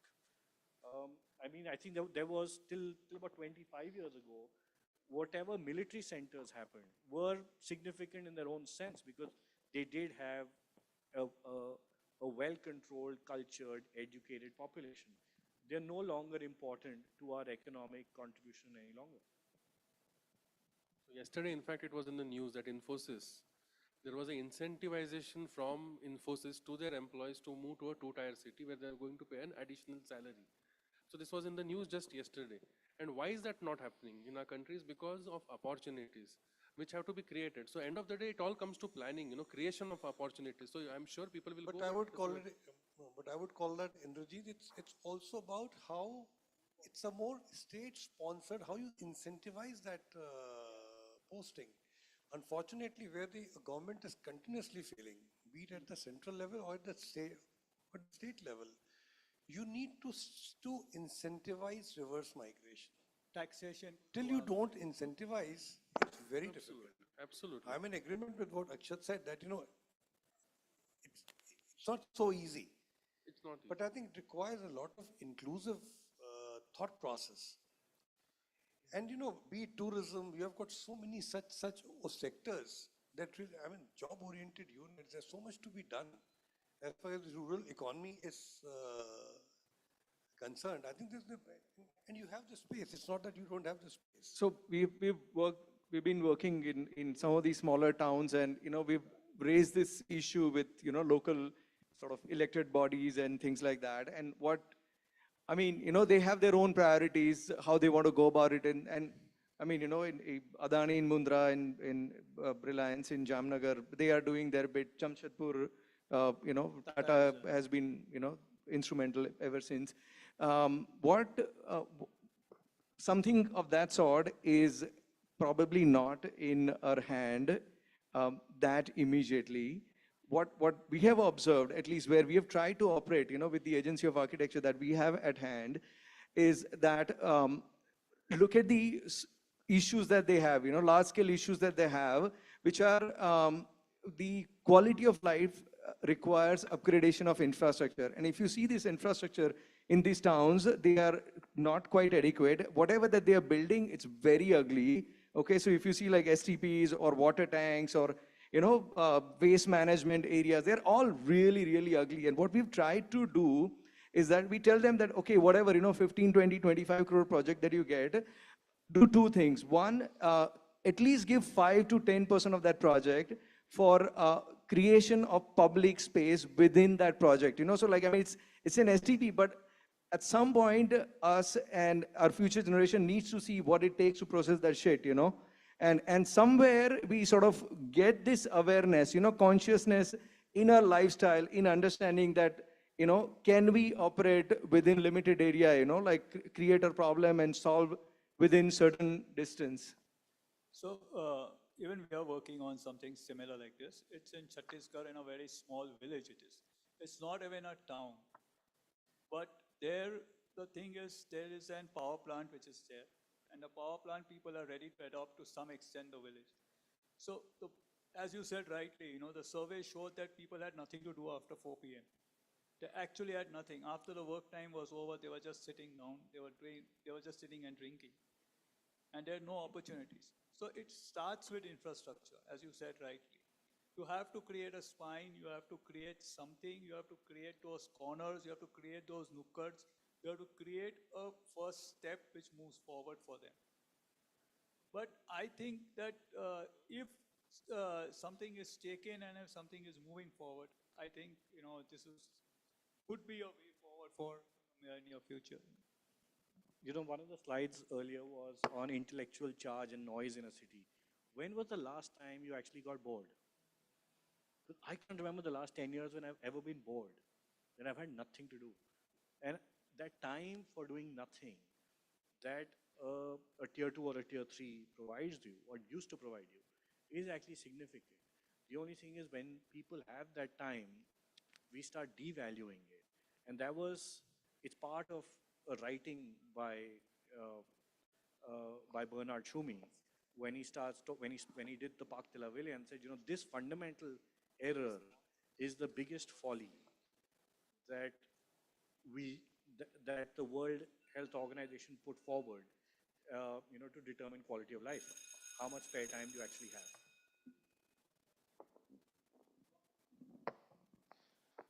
So there is another thing, like for every city, it's also, we are talking about infrastructure, we are talking about the physical part of it, but what about citizens who are using the city and how they are treating the city, and what efforts the government body is doing or the authorities are doing to basically enhance their behavior towards the city? Because there are a lot of developments that are not happening because even people are really unfortunately selfish. They don't treat city as their own living rooms. Like we compare ourselves from cities like Dubai or Europe, but there is a lot of respect and regard that everyone has towards their own city. But how are we going to face that? This is why interior design is so important now. No, I think we are on a growth story. We are not on a development story. See, we are only talking about growth, growth, and growth, for everybody that we see across. But where is the development that is happening? Development is not about just infrastructure. Development is about culture. Development is about discipline. Respect for each other. There are a lot of parameters which come in, like a pedestrian has to be respected for. It is something which has to be addressed as I'm telling you, the addressing of the situation is at a very large scale. It's not something that we can do in bits. Yes, bits contribute to the large, but the time is less, the speed is very high. So we have to take radical measures now, and we have to educate ourselves, the government, everybody for that. And one more thing, you see, the economy again has become so much service-led. Initially, India was a humongously an agri-led economy. Now, what has happened is that with more of services coming, it is again getting into a centralized mode. It's again becoming more hub and spoke model. Like you see, but SEZ eventually, the day we start focusing again on India becoming a manufacturing-led economy, that's the time when you will see a real transition. Mohitji, what you're saying is, you see these SEZs, you see these industrial towns, gift city. Let's, for example, take Manesar. Now, there are such big companies, but look at the roads. Look at the Manesar has also expanded, if you take an example, and you have some great big factories and manufacturing plants, but where is the lifestyle there? You would go to work, but you have to come back to the city or to a place of living where you can function as a human being. That is not being provided. So there are two sides of the same coin. So, but I'm going to answer Shantanu's point. You spoke about lack of pride of what is around, right? Of the public realm. The idea of shared ownership of a public realm does not exist in India at the moment. And I think in any study you will see for the next level of evolution of urban design of cities, they'll always, and as did one of the slides, they'll always talk about shared ownership and cyclicity. Unfortunately, we are still hoarders, right? If we don't hoard things and we claim ourselves to be minimalist, we start hoarding money. right? So there is no giving back as such. So we start hoarding space. You won't fix the space in front of your house. You'll just go and buy another plot. Uh, that's that's a current mindset, and that mindset can only be changed through effective education, and I think to a large extent through effective policy making. I think the new Delhi master plan that is being formulated will probably go a long way, where you start doing self-policed areas without boundary walls, and I think that might contribute because you go back in time. I'm not sure how well the implementation of that policy will be, but it's a good step. And it's a good step because you now have people who sort of studied across the board, who are still young and are being allowed in positions of power. Thank you, panelists. Thank you so much. Well, we can always connect with them offline. We're going to have a little time constraint. So we have our next speaker waiting as well. Thank you, panelists. Can we all take a picture, please? And can we give them a huge round of applause? What a lovely discussion.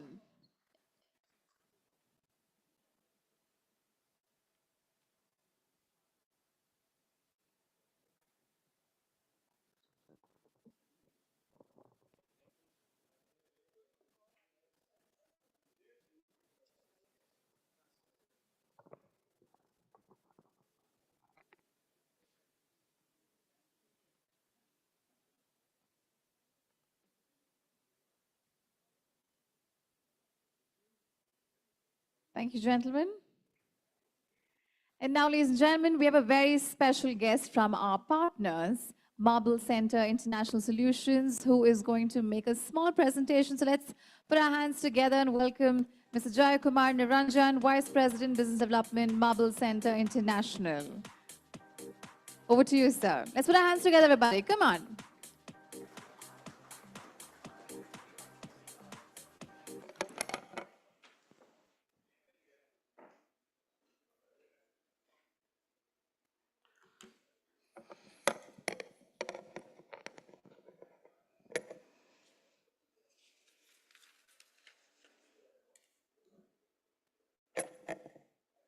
Happy evening.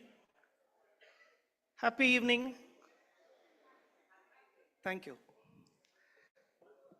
My name is Jayakumar Niranjan. I represent Marble Center International. I take care of the business development of our company. MCI is the name of our brand. Bangalore is our home. Welcome to our home, Bangalore. I hope all of you must be already enjoying our special Bangalore weather for the last 2 days. I'm sure you know most of you are from very warm places where summer is unwilling to fade and being very unkind to you. Please enjoy this evening too, plus one more day if possible. Thank you. Now, yes. Now coming to this brand part, we are so happy that we are dealing with this material, stone, natural stone, which is one of the most ancient material, but still timeless. For this material, obsolescence is absolutely out of question. It has been there with us for such a long time, and it will be there with us forever. And one wonderful character about this material is the versatility it offers. As you can see in the picture, it can be used for many purposes. Like there it is staircase, a table, what you call cladding in the ceiling, many. The possibilities are infinite. Now, I'll take the help of the clip to go forward. This is a little bit about our brand and our company. Ours is close to a 4 decades old company, and it is, as a matter of fact, run by a combination of the elder and the younger generation. And here I would like to stress this material that we handle with is not a manufactured material. It is a natural material. Therefore, experience really matters here. Experience helps you to understand a good material, rather a good quarry, bad quarry, or average quarry, whatever it is. We are thorough about it because we have been in the field for the last 40 years. Next is, our brand. If you look at, we in terms of positioning, we easily come in the top 3. Not when it comes to quality, when you compare us with others in terms of quality. When it comes to quality, without a doubt, we are far ahead of others. I'll explain to you why and how. MCI is the only brand where we import marble not in the form of blocks, we import it in the form of finished slabs. And if you wonder why we are doing it this way and why we are not following others, this is how we believe we can give you stones that are of international standard. Because what is called as a process here and what is followed as a process back in places like Italy and Turkey, it's very different. This is how we thought we can give you the best quality stones. That's why we import only finished slabs. See, as it is said here, our mission is to beautify every project by providing the most superior quality of natural stones one can find. And we believe, as I told in the beginning of my session, this material is so capable, it can transform any space into an epitome of luxury, beauty, and design.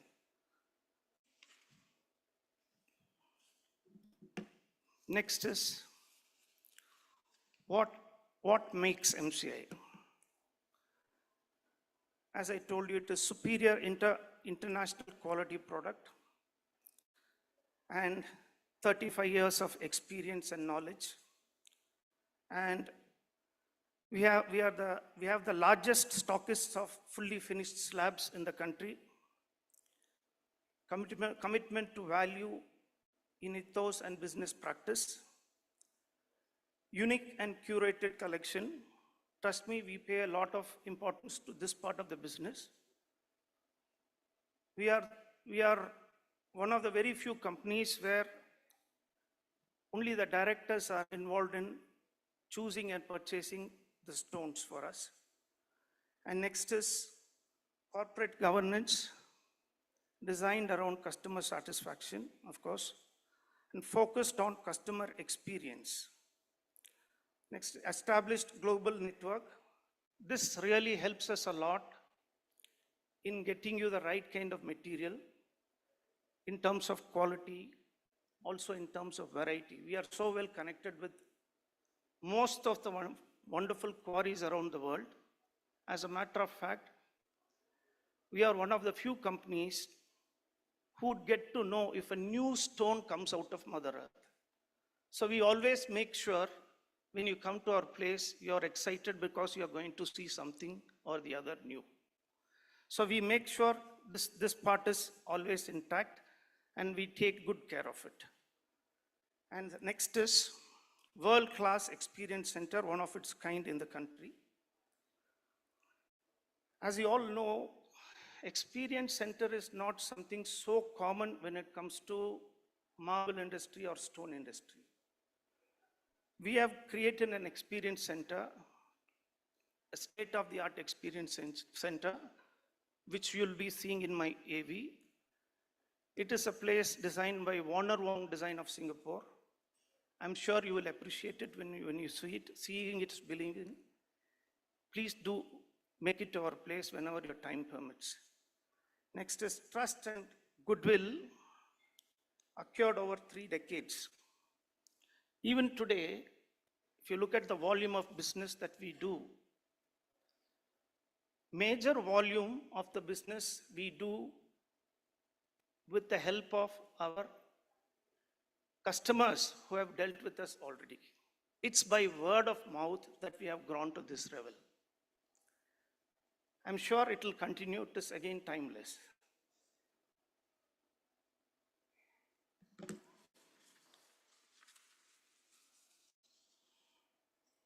Here, this is about, a little bit about our selection process.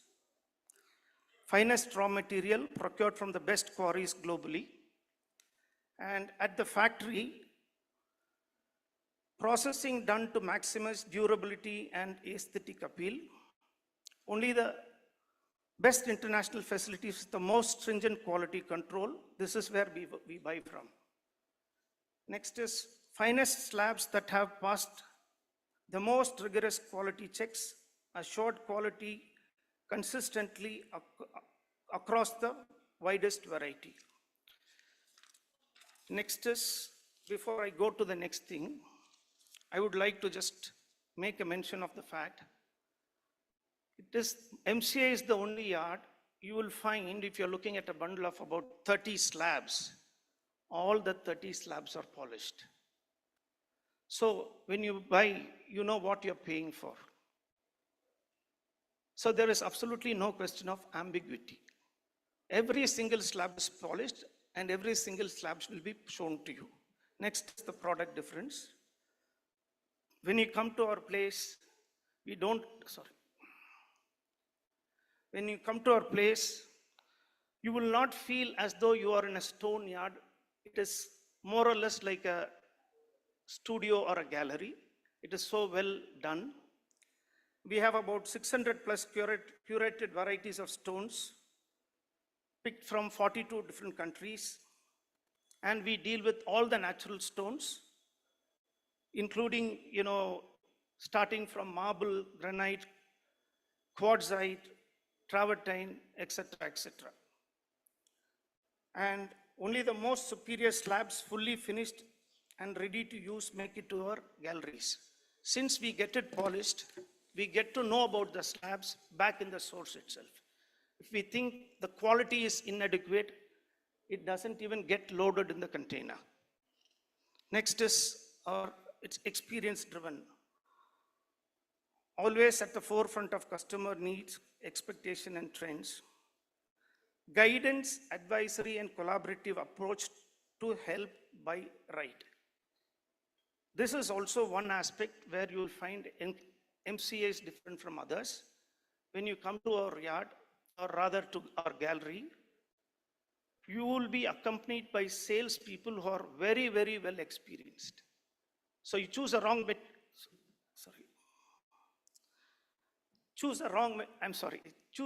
material, you will be asked, rather you will be guided that you are not on the right track of your choice. And next is integrity, information, inspiration, and interaction at the core of all activities. Even when it comes to pricing, there is absolutely, we are taught not to manipulate. Whoever walks in, it will be the same price. We don't manipulate or we don't quote different price for different clients. Now this is about our experience center. This is the facade of our experience center. As I told you, this is a state-of-the-art facility created by Warner Wong Design of Singapore. And in this place, we have, used stone in about 81 different forms. We have created about 10 luxury zones. So more than it is for architects, for a person who's building the house for the first time, when he visits this place, he need not imagine endlessly. It's all available there for him to see how a beige looks, see how a gray stone looks, see how a white stone looks, and how would a combination of gray and beige would look, how a gray and white would look. Those things you can see there. And it will kind of help you shortlist your choice easily, and also gives you a better understanding before your decision is made. And these are some of the slides of our experience center. Now I think we will move to the AV for lack of time. It says already time's up for me now.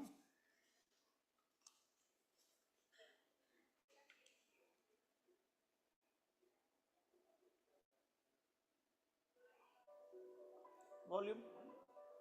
Volume.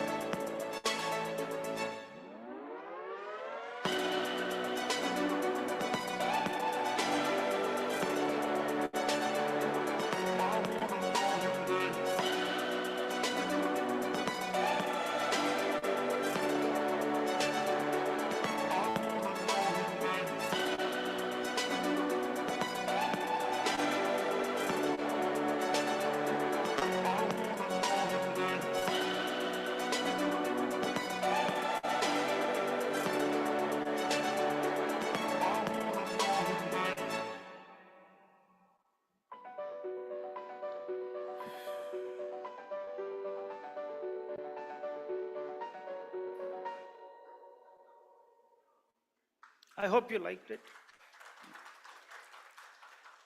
Before I finish, I take this opportunity to invite you all to our experience center.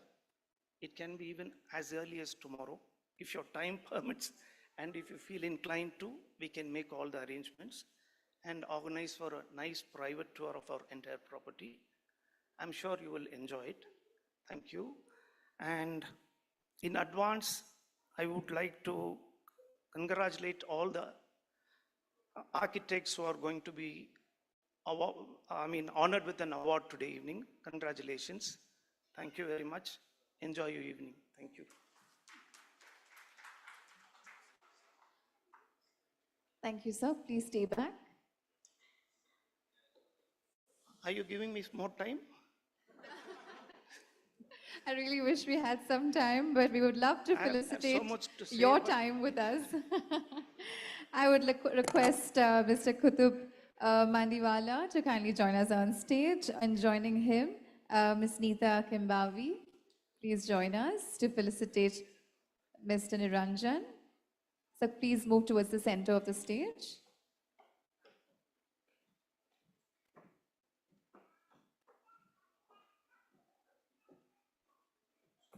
Thank you, sir. Thank you so much for your time with us. It really means a lot, taking time out to be with us.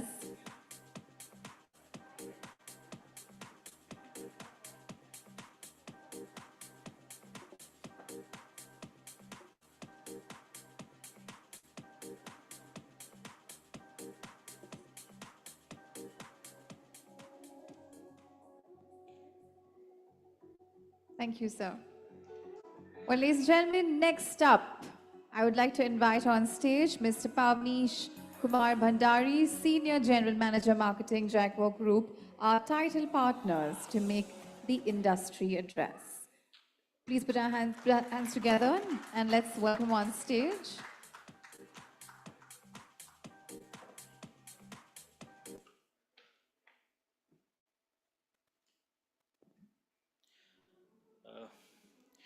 Good evening. We'll start with a small AV on our manufacturing facilities for shower enclosures, and then we'll move to the presentation.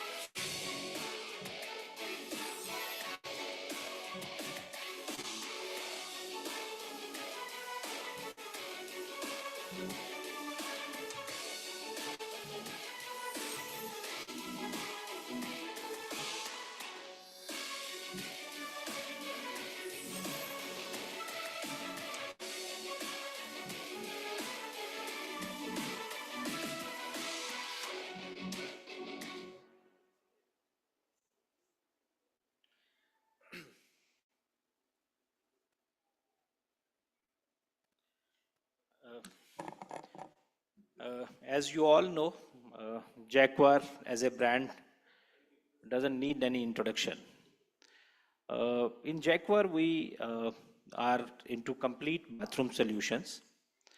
When we say complete bathroom solutions, we mean we deal in faucets, we deal in sanitary ware, we have wellness products, which are basically jacuzzis, whirlpools, and steam cabins, and all wellness related products. And we have hot water solutions, which are basically geysers and heat pumps. And we have shower enclosures. So this makes a complete bouquet of bathroom products which are required in any bathroom. And if you look at a bathroom, it has three different zones, basically. One is the shower area, and one is WC area, and one is a wash basin area. For a bigger bathroom, it can be a 4-zone bathroom, which can include a wellness product. So when we talk about the shower area, the shower zone, shower enclosure makes it a wet and a dry concept. So when you put a shower enclosure in the bathroom, it makes the wet area remains wet and the dry area remains dry. That's the basic concept of a shower enclosure. So which makes shower enclosure an essential part of bathroom. It's not a luxury, it's a necessity. And if you look at European markets or all the developed countries like US or Canada, even on Middle East, more than 90% of the bathrooms, they have a shower enclosure. As far as India is concerned, we are still in a developing country. We are still, in many ways, these products are still used by what we call it as a premium segment or in the luxury segment. But slowly the concept is catching up, and more people, anybody who is now renovating bathroom, anybody who is now building a new bathroom is going for a shower enclosure. If you look at the developers also throughout the country, mostly in the premium segment and more than that, above that premium segment, in particularly the luxury segment, almost every developer is now providing shower enclosure by default. So that's how the market has gone up. In Jaguar, we started in 2009. It's almost now 15 years that we are into shower enclosure business. In fact, in one way, we, like all other products, we have defined the shower enclosure market in the country. We bring shower enclosure as a complete product. When we say complete product, the entire hardware comes from our own factory, and the glass. The float glass is made by other people because we can't put up such a plant for this type of requirement. But we have our own toughening plant. So the toughening is done only for shower enclosures. We don't do any architectural hardware, architectural glass. So this plant is utilized only and only for shower enclosure glass toughening. So that makes it easier to maintain the quality of the glass which is required for this purpose. We have this business model of design to installation to maintenance. We have a sales team which can help you to select which type of model is required for particular shower area. And we have technical teams which can come to your site and take measurements. The same team or the other team, similar team, can come for the installation of the product. And then entire product, the hardware particularly, carries 5-year warranty. It's basically the design to installation to maintenance model. In one way, when we install a shower enclosure at your site, we own that product for next 5 years. So anything which happens, any quality problem or anything, it doesn't happen normally. But if anything happens, we are responsible for that. We have a customer care team. We have a customer care helpline number. Within 48 hours, the complaint is attended or the part is changed or whatever is required is done. Own tampering unit. This is the feature that the hydrophobic coating which we do. We are the only plant which has a CNC machine which does that hydrophobic coating, which is anti-limescale coating. As you have seen in the video, once this coating is done, the water particles, they don't stick to the glass. It trickles down faster, it doesn't leave a mark on the glass. The best benefit of this type of coating is that you don't need to clean the glass after shower every day. At the most is once in a week or maybe once in a fortnight, you clean the glass and there will not be any marks on the glass after that. We have defined various types of shower areas which can be there in a bathroom. It can be a wall-to-wall shower area, it can be a corner shower area, and we have made models for each and every shower area.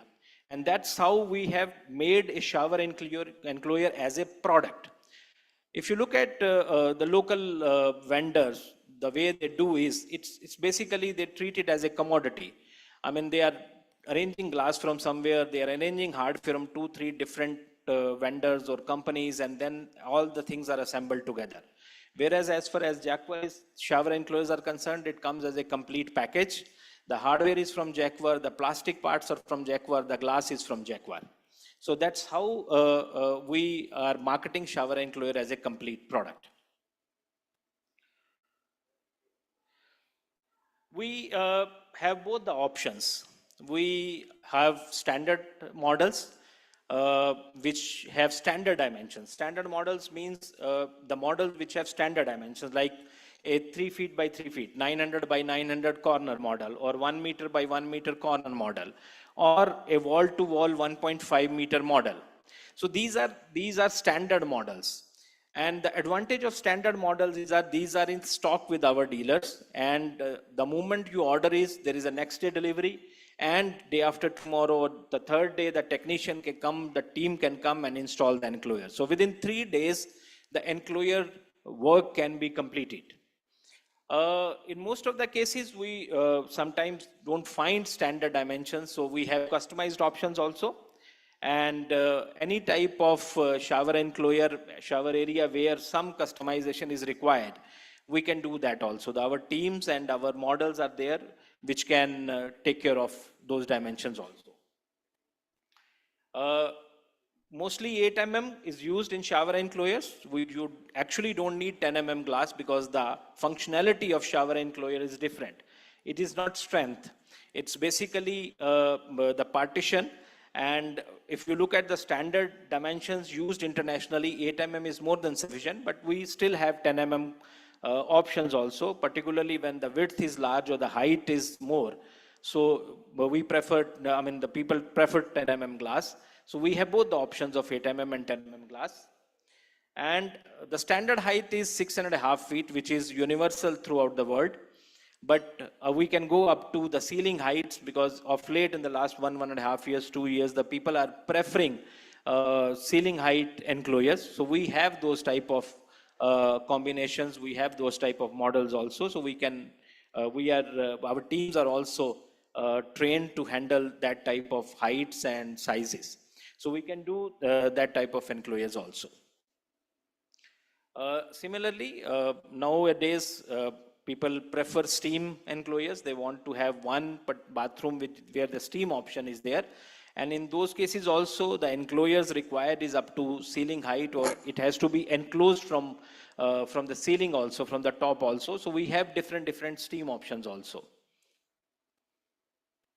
These are our standard models. The first one is a corner sliding model. The second one is a frameless standard model. Then it is a corner sliding model. Then we have this quadrant model. And then we have a sliding model, which is Optima. This is one of the fastest moving model, because most of the bathrooms, when it is a 7x5 bathroom or 8x5 bathroom, so the wall-to-wall enclosure required is 5 feet. And this Optima, the sliding model, is most popular model. It's one of the highest selling models for us. This is the variety of bath screens which we have.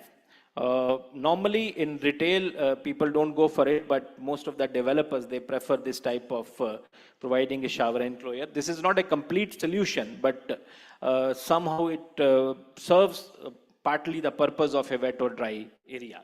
So we have these framed bath screens also in different colors. In black matte or a copper color or gold color. So all these varieties, all these color combinations are there. These pictures show clear glass, but we have different types of glasses options also. Like these days, the fluted glass is very in demand. So we can provide you fluted glass also, or the textured glass or a frosted glass, like we have shown in the AV. So we can provide these type of combinations in the glass also. These are the traditional bath screens, normally a fixed glass or a stabilizer rod at the top. These are the colors which we can provide. Now the colors are in trend. The most of the faucets used in the bathrooms are color, black and gold. So we have almost 11 colors in faucets. The same matching color we can provide in for shower enclosures also. And these are the traditional shower enclosures, one fix, one door, or two fix and one door at the center and the corner enclosure. So all these combinations, all these models are there depending upon the shower area. And the pricing is also accordingly the shower area and the size and the models. So these are going on for the last so many years, almost now it's 12, 13 years that these models are there. Then we have this a luxury collection, which is Ritz collection. The hardware is completely different. The hinges, if you see, are at the top and the bottom only, and the hinges are completely differently designed. And the stabilizer rod and the towel rod are 25 thick, so it gives a very luxurious and look to the product. Uh, then we have Stark series, which is square hardware. The hinges are in square shape. The towel rod and the stabilizer rods are in square shape. So we have different color combinations also available in this series. So these are the products which we have in our product portfolio. And as far as our volumes are concerned, our business is concerned, we sell more than 10,000 pieces a month. Almost 60% of our volume comes from retail and the rest from the projects. And as I discussed earlier, the category is now getting noticed, and each and everybody, they know why a shower enclosure is needed in the bathroom.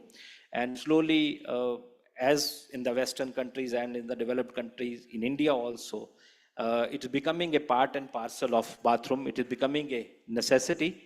And we look forward from you all. Our teams have been in touch with you. You know about the Jaguar and about its products also. But we have taken this opportunity again to brief you about the portfolio and the range we have for shower enclosures. Thank you.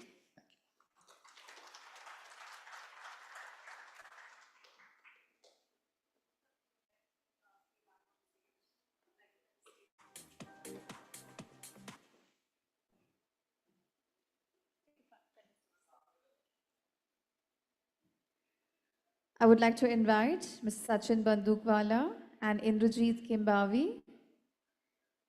Is he here? Ms. Sangeet Sharma? Yes.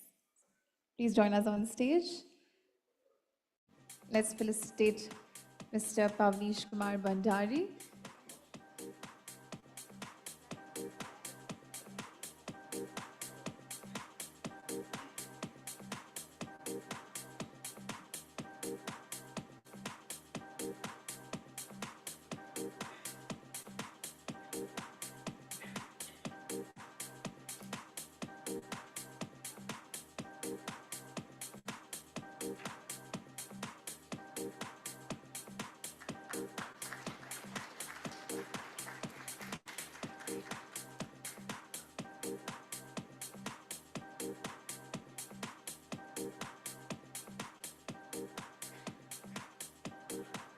Thank you, gentlemen.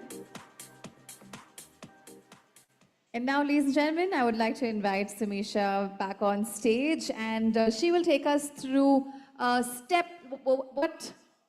step on stage to explain the methodology, well, of selection of our superheroes of the iGen Top 50 Under 40. Well, the time is nearing, and Samisha, please take us through it. A very good evening, everybody, and welcome. I can see a lot of smiles getting wider now, and it's the best part of the evening coming up. A lot of you have been asking me this question on how did we go about selecting the top 50 superheroes, our iGen winners of 2024. So I thought I'll just put together a couple of slides and explain the entire process. The process is pretty vigorous. We started a couple of months back, I think around March, where we invited nominations from across the country. Our team reached out to thousands of people and we received hundreds of entries. We had a lovely jury.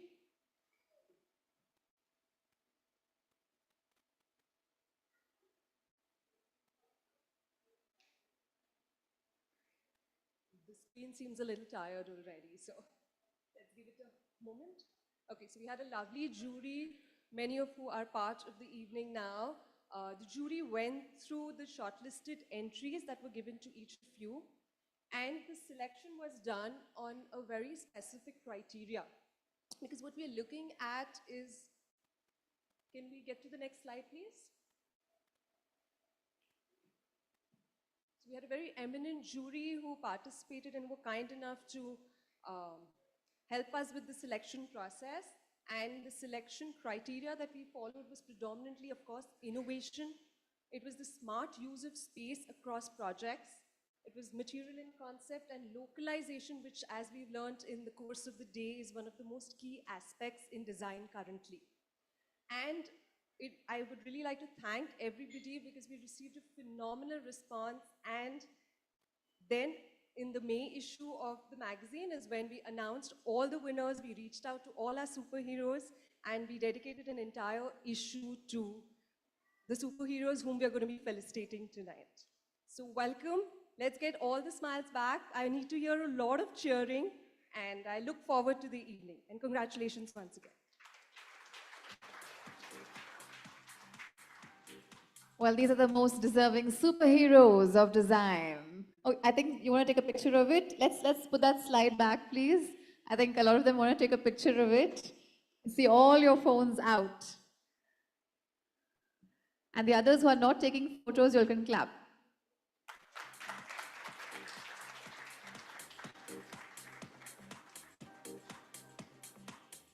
Okay, so the felicitation will happen, but right after the industry address by Captain Edwin Saldana, Managing Director, Booney Dam. Request him to kindly join us on stage. A very warm welcome to you, sir. Let's put our hands together, everybody.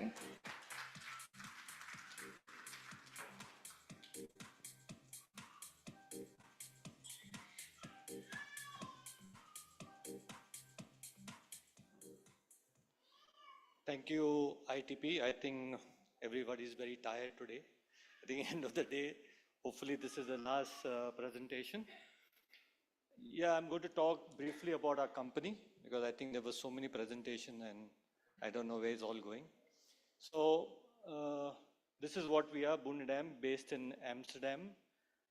Edam actually, 45 minutes from Amsterdam. The company started in 1873. We are about 150 years. Should I go back? Yeah. So 1873, and we are producing revolving doors for more than 120, 130 years.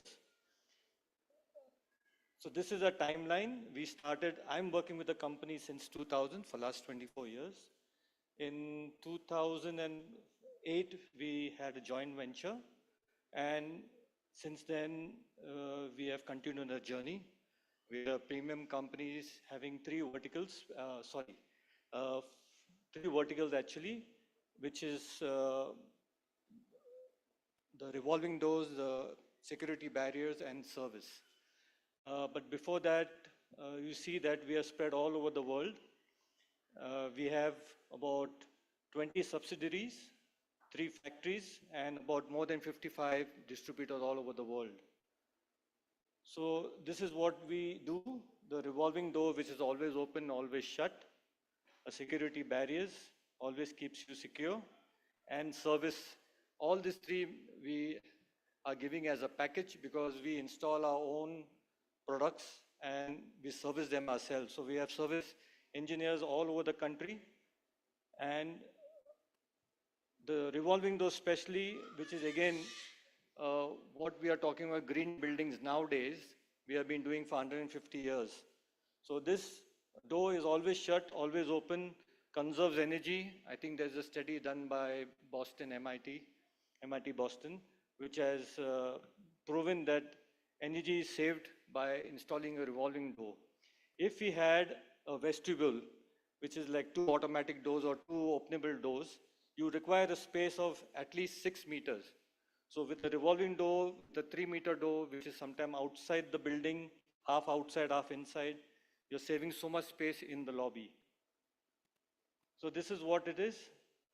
Always open, always closed. Sustainable entrance, quieter and healthier buildings, reduced thermal transfer, creation of more usable space in the lobby, greener buildings, and we don't break the building envelope. So this is a small video of how the energy is conserved.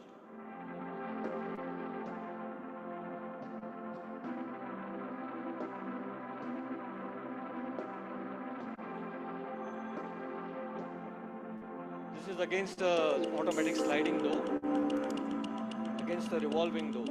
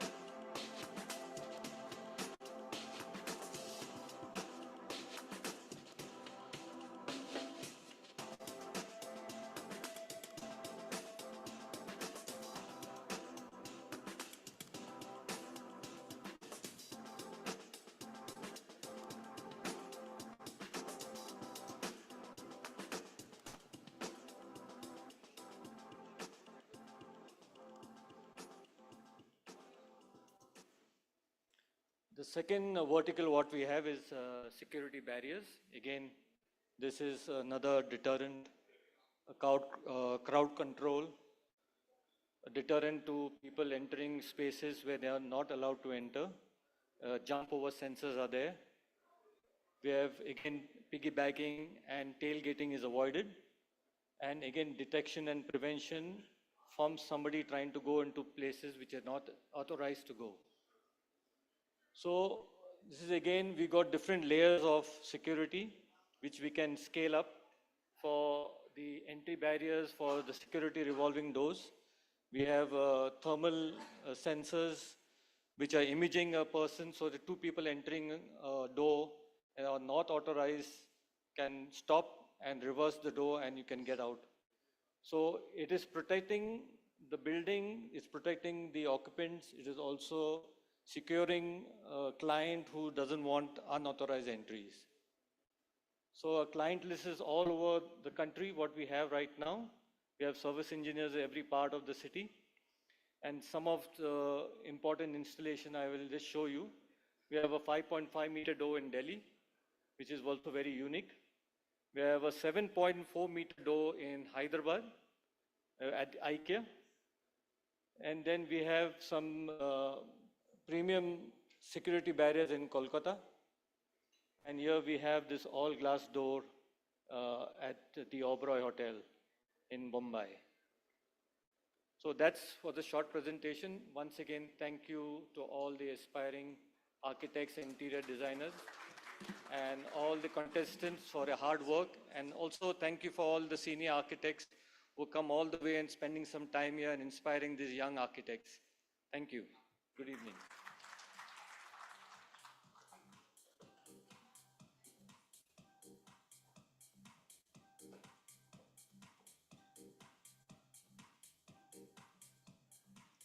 Thank you, sir. Thank you so much. And we would like to felicitate you, for which I would like to invite on stage Mr. Rahul Sequeira, MD ITP Media India, and Mr. Rahul Shalvankar.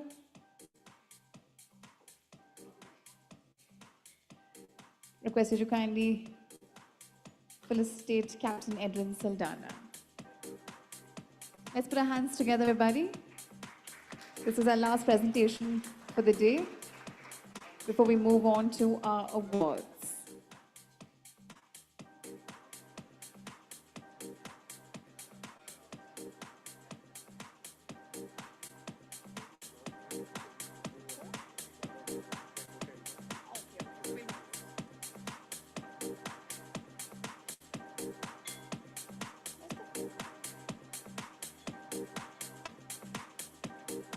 Thank you, gentlemen.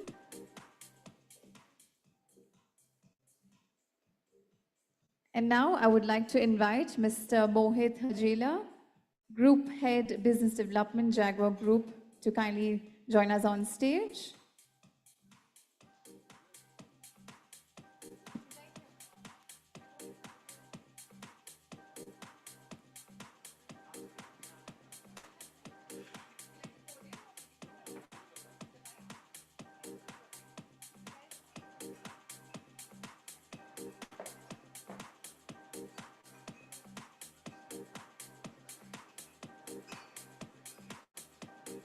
Check, check.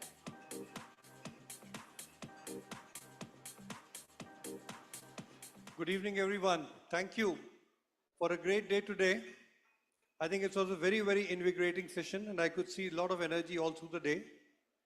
The quality of discussions, the quality of, I think the contribution that came from all the industry speakers, right from architect Okamal Sagar to architect Rahul Shankwalkar coming all the way from Goa, and all the speakers who were part of different panels. I think it was very, very invigorating session. And most importantly, I think it's a one group of iGens which need a special mention and a special clap, you know. You guys are remarkable, not a single mobile phone, huh? I mean, this is so remarkable. So please give a big hand to yourself. And may I also ask Mr. Bibhor Srivastava to join me on the group, on the stage. I would like to just briefly mention about the power of collaboration. I think it's almost now more than 10 years that we have been partnering with ITP Media. And always it's an honor and privilege for Jaguar Group to have young and stimulating minds, most energetic, young, vibrant, creative minds who have been winning iGens. And we have had the honor and privilege that most of the people who have won iGens, as I shared earlier, are also into very, very robust practices today. So I think a big hand to all of you. So needless to say, iGen is a very credible platform. It has, I would say that, you know, initially it's always great institutions who make designers as celebrity architects. And thereafter, all the celebrity architects, they flow back to the institution. You know? So I think it's been a wonderful effort and initiative, and wholeheartedly would like to compliment Bibhor, Sumesha, and the entire ITP Media team, Indrajit, for putting up this show together and also ensuring that each one of you flew down from different parts of India to make it special. We at Jaguar Group always believe in knowledge partnerships. We always believe that we invest into relationship as one of our core values. And taking this, I would call it as the beginning of a relationship.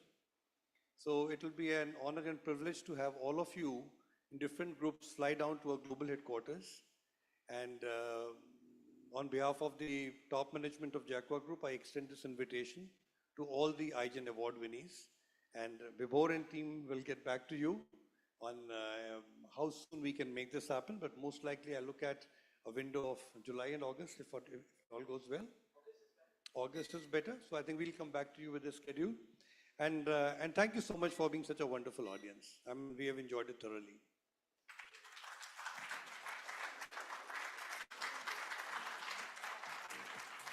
What do I say? Okay, may I have you next to me? Next to me gives me a lot of strength. And I believe whatever you do, you need to have great partners. Partners who believe in you, partners who repose confidence in you, and partners who are there to hold your hands and say, irrespective of whatever you do, make sure you do something credible, you do something neutral, and you do something meaningful. These are not my words. We have walked on these words and created this marquee forum, co-created together 13 years back. I don't know where Sandeep Shukla, the head of marketing, is here. Sandeep, may I join you? I mean, he's a man who makes all of us great with great thoughts. Give him a hand. You guys, मेरे को तो बहुत सुन लिया, but you guys have to listen to him. But by the time he takes stage here, I was just telling, if you look at the Harvard case study, the 21st century, businesses will happen globally on relationship. And who better than Indian brands and all of you who understand the power of relationship? The testimony and the success of iGen would have not been possible if you had brands like Jaguar holding, supporting, guiding, allowing you to, like how Shantanu said, the client gave him a lot of money and he was there out to experiment. They said, listen, Vibhor, don't you worry. Go ahead, do it. जैसे कहते हैं ना, wine और whiskey जितनी पुरानी होती है, उतनी ही refined होती है. So that's where the journey is. And nothing is possible unless and until you have a great cohesive team working tirelessly to meet the objectives. Ladies and gentlemen, the gentleman, my number two, my boy, my whatever you want to call him, I call Mr. Indrajit Saoji, the group publishing director. Give him a hand.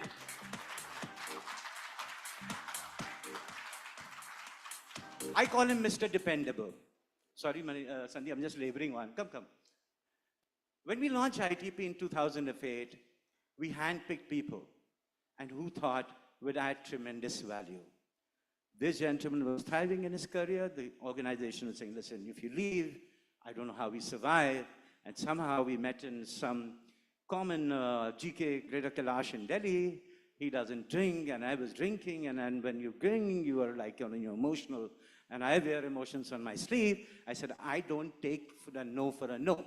And he came, and that's how Architect Interiors happened. And Maria Luis and a lot of others came, till we said, the world is moving faster than ever imagined. Digital is the way forward. And ITP globally is going on that digital yatra. The acceleration is there.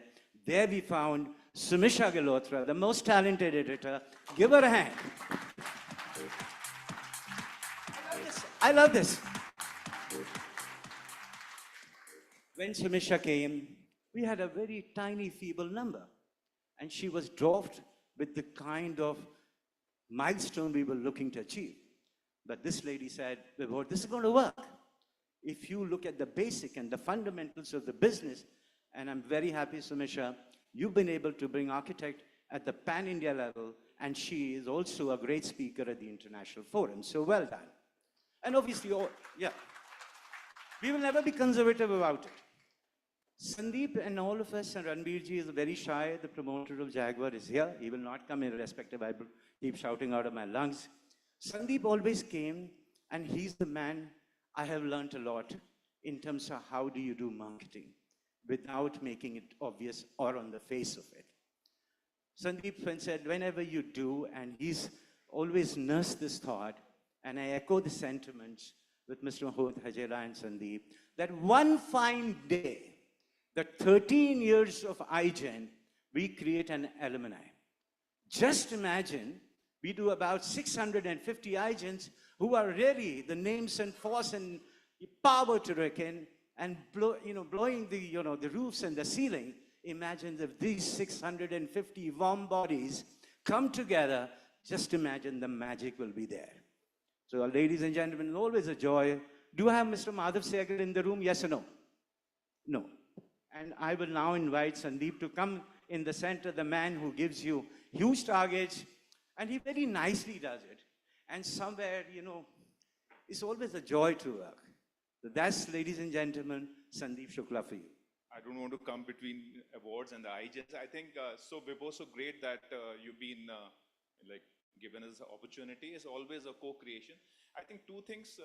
I strongly believe in a community. I think what iGen has done, the kind of community you guys have created of the best brains, and we are so lucky that we are Indians, we are young, and we are in India.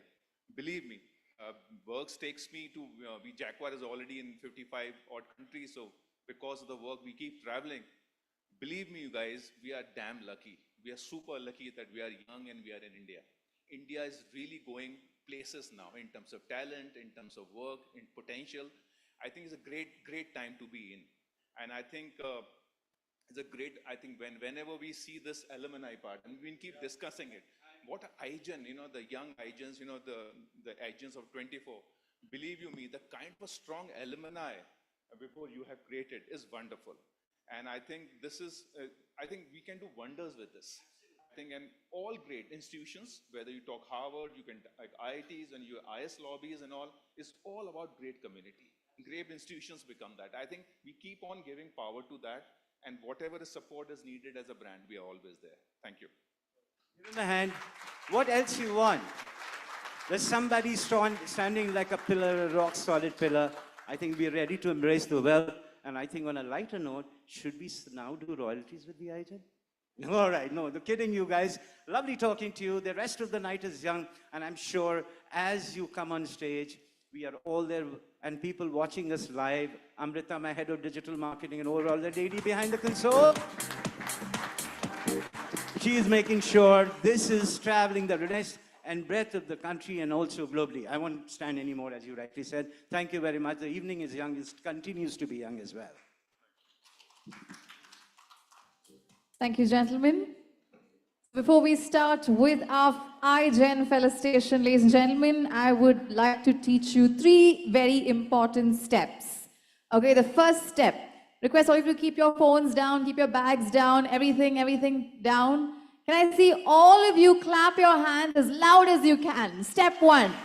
Can I see everyone clapping? Come on, everybody. The backbenchers are not clapping. Okay, step number 2. Can I see you make some noise? Can I hear you shout? 1, 2, 3, go!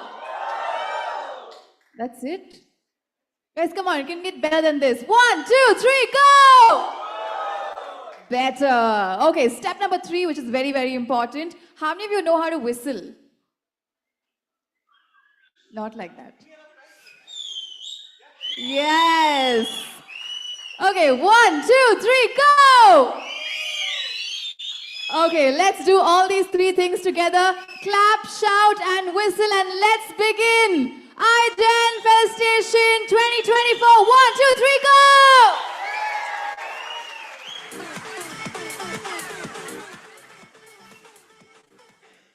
Well, now that you know these 3 steps, keep them going throughout this evening, because every single person who comes up here deserves a round of applause. Let's celebrate each talent that comes up here on stage. To give away the first set of awards, I would like to welcome on stage Mr. Rahul Shankwalkar. Please join us on stage. Mr. Anupam Mittal, Mr. Rahul Sequeira ITP, and Mr. M.T. Hegde. Mr. Mohit, request you to kindly join us back on stage.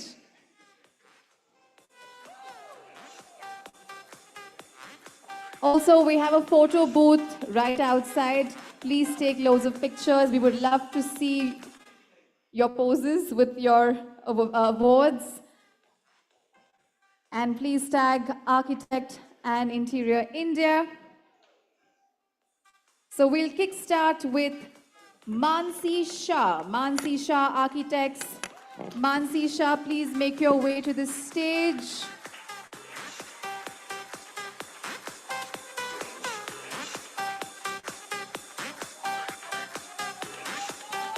Mansi Shah's all the way from Ahmedabad, Gujarat.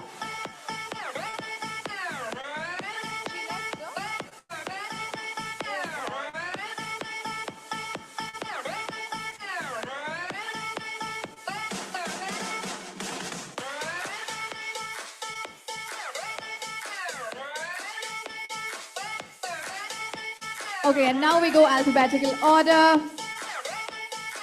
Without wasting any time, Abir Fatima, design aware from Hyderabad, Telangana.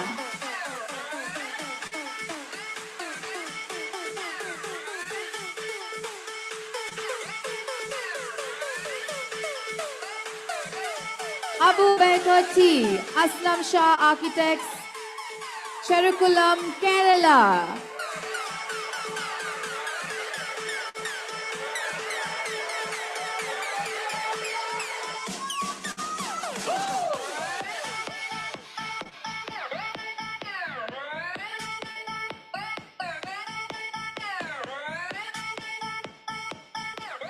Aditya Venkat, Happy Art Architecture Studio, Bangalore, Karnataka.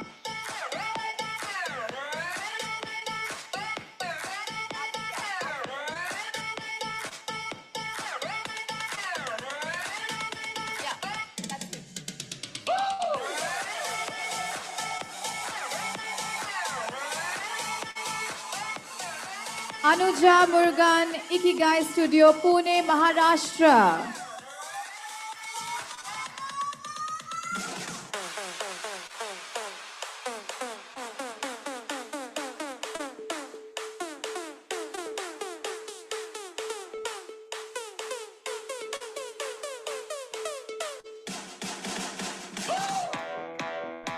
Anuja Pandit, Sunil Patil Associates Private Limited, Pune, Maharashtra.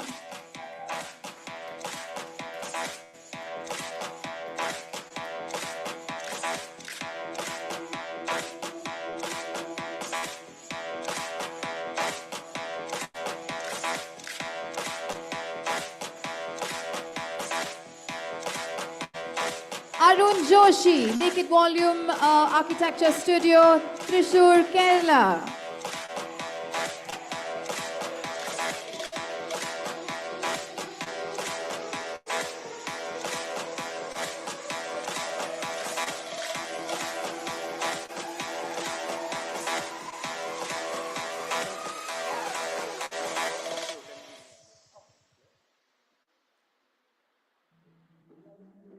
Asim Ahmed, AASCS Private Limited, Nagpur, Maharashtra.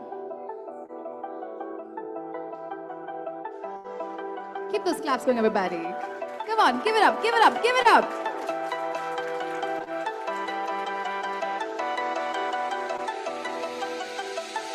Beena Bhatia, The Blank Slate, The Urban Slate, Mumbai, Maharashtra.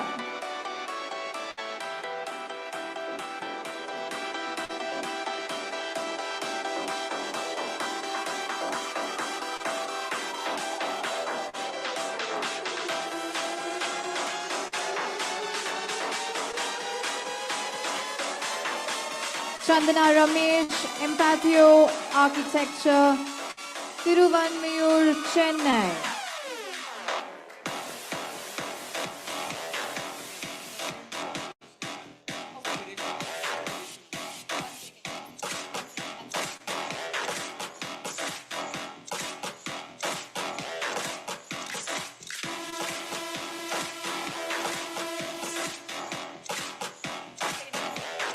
Deepthi Mukesh, Aslam Sham Architect, Cherikulam, Kerala.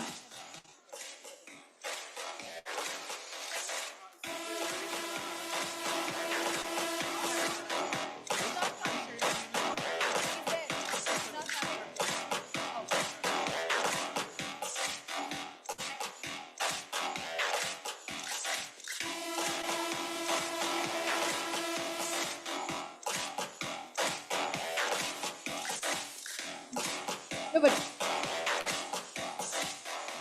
thank you, gentlemen. Thank you so much. Thank you.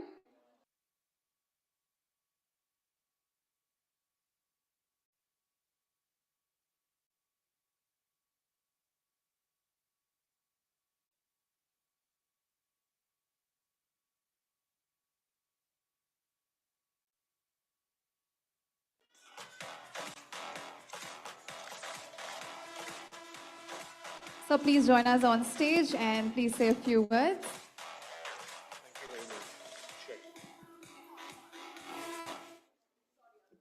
No problem.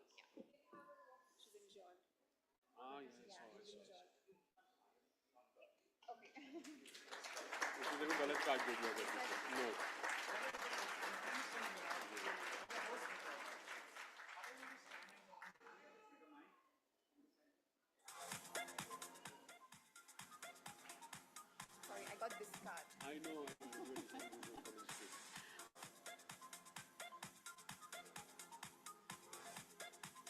Let's clap for her. She's come all the way. And you totally deserve this award. Thank you so much for supporting and being here, taking time out. But for now, ladies and gentlemen, we have Madhav Segal, Area Vice President, South India, the Leela Palace Hotels and Resorts. A very warm welcome to you, sir. Thank you very much. Ladies and gentlemen, good evening and welcome to the Leela Palace Bangalore. On behalf of the entire team here, it's a pleasure to welcome you and I hope you've had a good day today. I'm taking a couple of quick moments to basically thank Bibhor, a dear friend, someone we've known for many years and we have a great relationship for... Bibhor, you were standing there 2 seconds ago.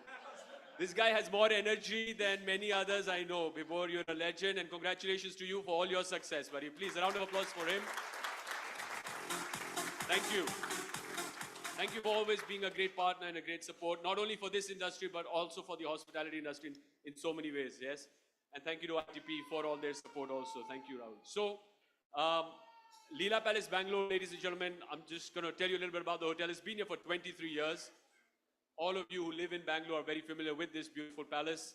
It's built as a replica to the Mysore Palace, about 250 kilometers southwest from here, with 357 rooms, almost 7 or 8 food and beverage destinations. This palace has sort of dominated the landscape of the Indian hospitality industry in South India for many years. And we are very grateful to have the support that we do from the city of Bangalore. The objective of the palace is to bring to life the best of what Bangalore has to offer. Obviously the best food, the people, and also the flora and fauna and the landscape that this beautiful palace offers. If you walk around, as you come in and go out of the palace, you'll see we've got a beautiful garden up front, an oasis with about 32 variety of palm trees. If you walk towards the swimming pool, you'll realize we don't have not only this ballroom, but we've built a new one very recently called the Maharaja Ballroom, the 3rd ballroom for the Leela Palace Bangalore. If you travel up and down the elevators, you'll realize we have restaurants spread across this palace, an Indian, an Asian, a fine dining, Italian, French, couple of bars and all-day dining. And we've recently opened one of the world's best speakeasy bars called ZLB23, where we are celebrating a lot of great music, great cocktails, and that's also hidden away, tucked in the heart of the hotel. And I share this all with you, great happiness and pride, and I hope that you all get a chance to enjoy it. We also happen to have some other accolades, but importantly from a design perspective, you'll be happy to know, and from an architecture and building perspective, you'll be happy to know that we are operating with 100% green power. We own a 5 megawatt set of 4 windmills, not far from here, that supply 75,000 units to us, which covers the consumption of the entire hotel, and therefore we operate on 100% green power. That's one initiative along with many others.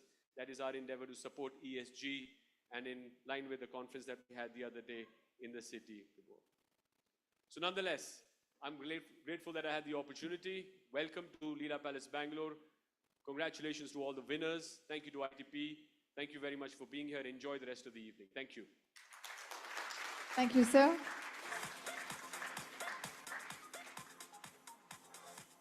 And now we're moving on with our awards, for which I would like to call on stage Mr. Viresh Malhan, Chief of Sales, ICA. Mr. Bibhor Srivastava, please join us on stage. And Dinesh Verma. Request you to kindly join us on stage to felicitate our next set of awards.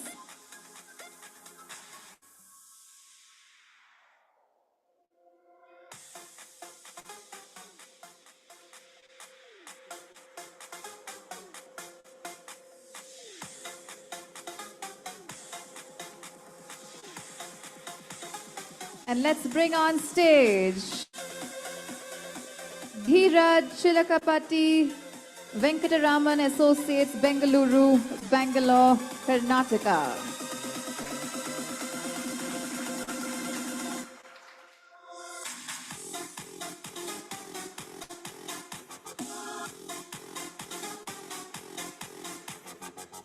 So I'm going to call out the name, so please start walking. Dhwani Shah Design Studio, Mumbai, Maharashtra.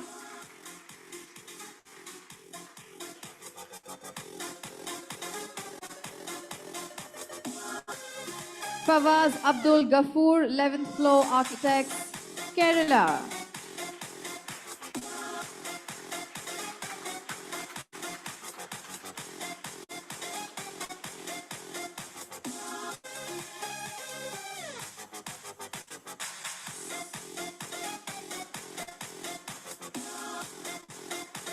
Gunjan Bajaj, Kritika House of Design, Mumbai.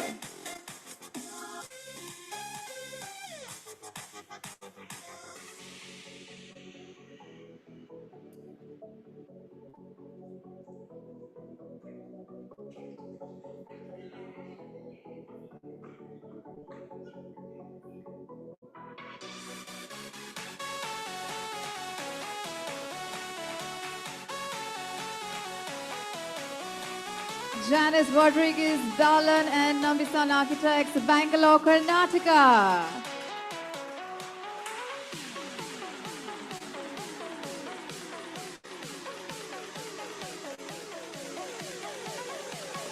Joshua John, Yellow Door Architects, Bangalore, Karnataka.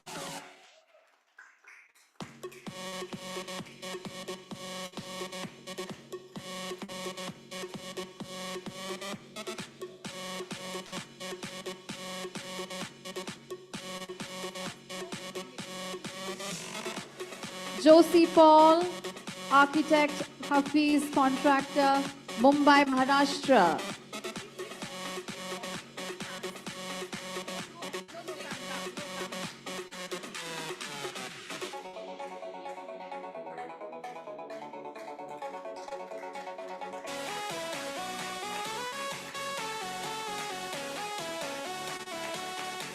Kasi Raju, Prelab Design Studio, Hyderabad, Telangana.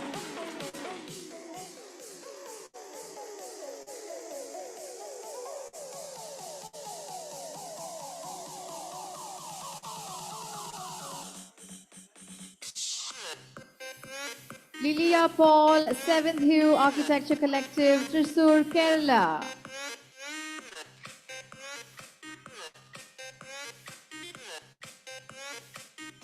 What's happening to all the claps, shouts, whistles? Come on, everybody. Let's celebrate every single person who's coming up here because they absolutely deserve it.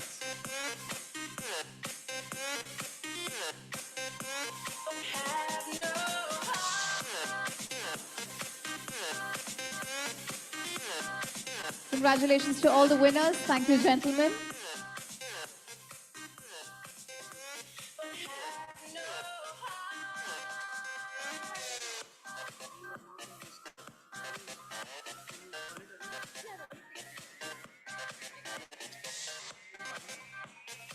All right, so next up on stage, I would request Mr. Ganesh Prabhu, Business Head, Hafel, Mr. Indrajit Saoji, ITP, and Ms. Sangeet Sharma. And if Gauri Adappa is here, please join us on stage.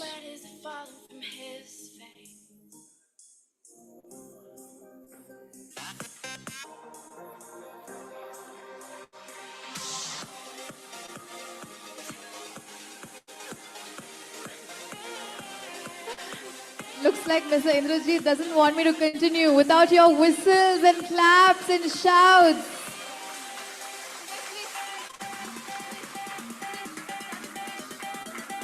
Let's bring on stage Krish Kotari, KKD Studio, Mumbai, Maharashtra.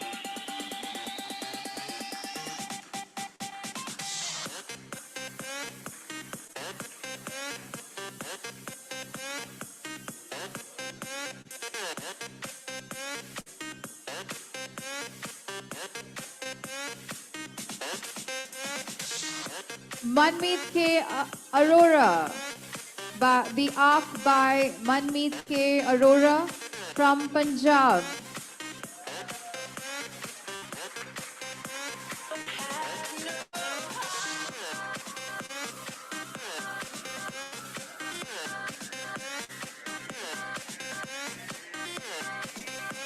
Mohita Garg, Vashish Creative Consortium Architects, Chandigarh, please make your way to the stage.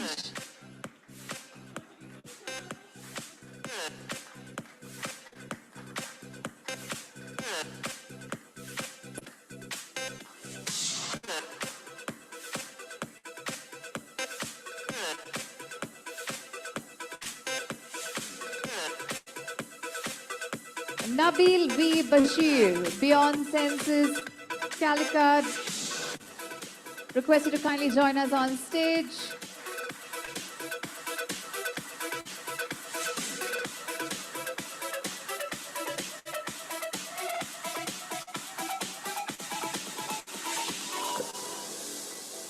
Dindana Kashyap, Alcove Design, Pune, Maharashtra. Clap, clap, clap, clap, clap. Everybody!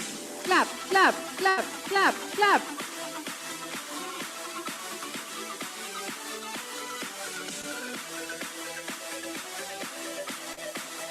Parminder Jit Kaur, Dimensions, Bangalore, Karnataka.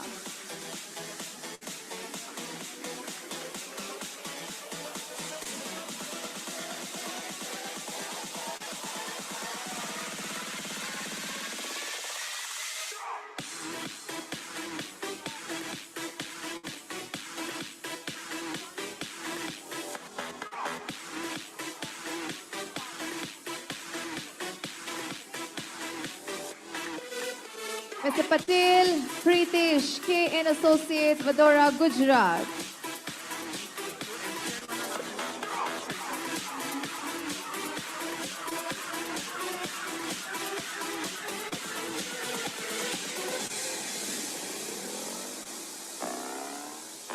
Paul Hui Angelina Smile, Vestian Global Workplace Services Private Limited, Bangalore, Karnataka.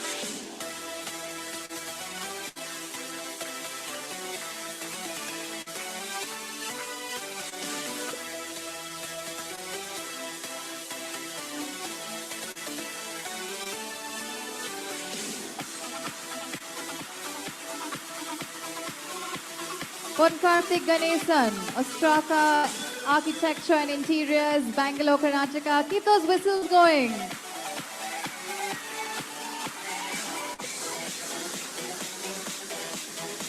It's always good to get friends along.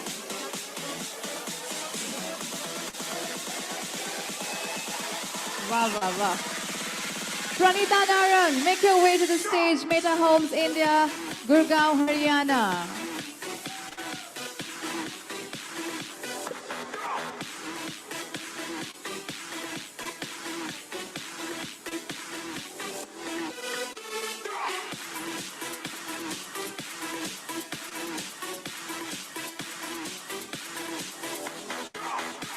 Thank you, gentlemen, and congratulations to all the winners.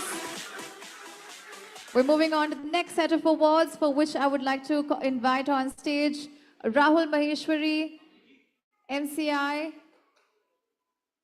Sumisha Gilotra, Mr. Indrajit Kimbani, and Mr. Shantanu Garg. Kimba.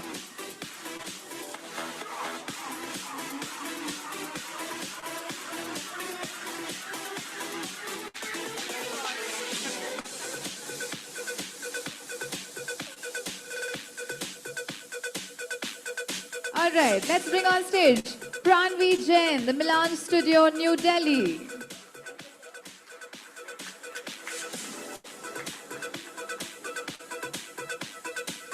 Rachna Maroli, RGP Design Studio, Mangalore, Karnataka, who's also going to Denmark.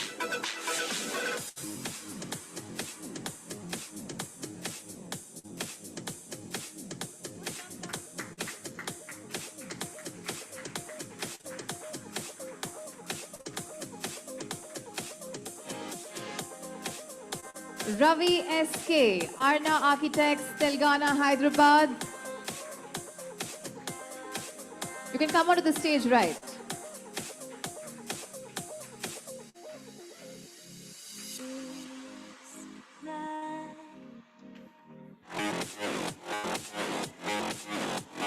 Ridhima Singh, Danzadel Design, Navi Mumbai, Maharashtra.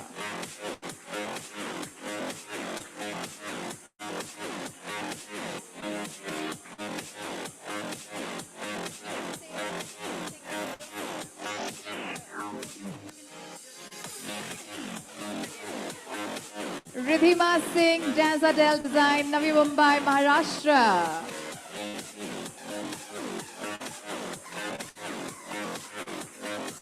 Rishabh Munot, The Box Design Studio, Pune, Maharashtra.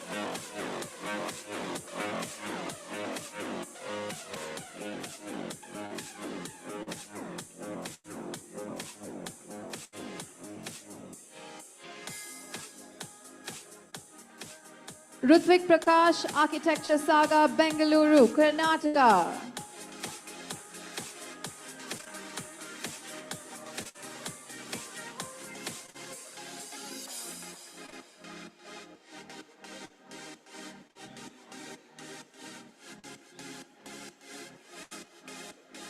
Rutvik Prakash. Saumil Patel, Squilet Design, Ahmedabad, Gujarat.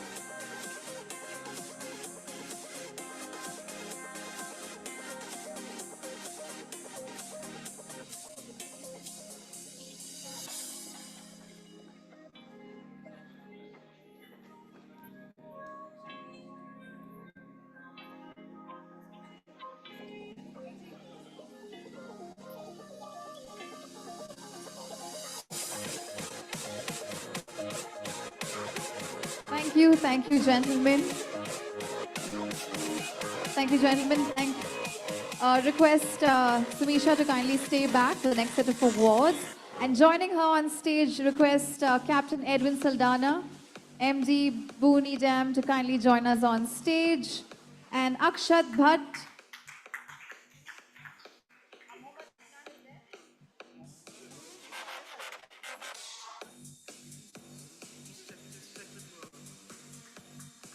Is Mr. Mohammed Afnan here? Yes, please join us on stage.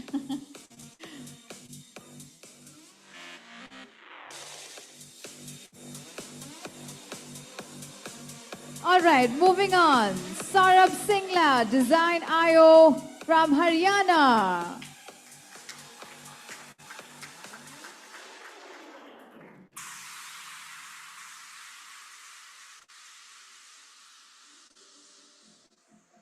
Shabin S. Shahjahan, Monsoon Projects, Kochi, Kerala.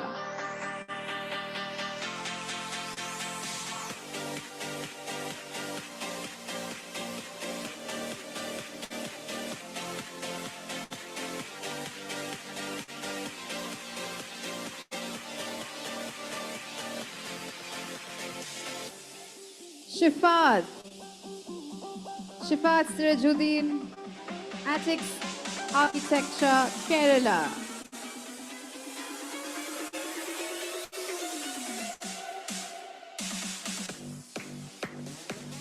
Clap, clap, everybody, come on. DJ, can we turn it up? Shaiju Pareed, NR, Amar Architecture and Designs Private Limited, Kerala.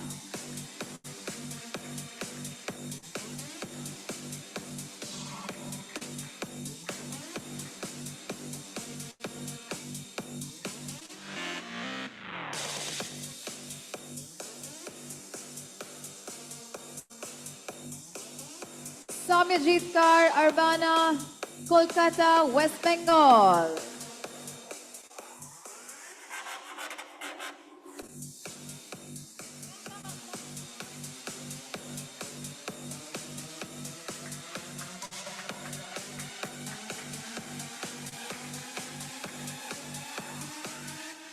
Samya Lakhamraju, Tiasma Studio, Hyderabad, Telangana.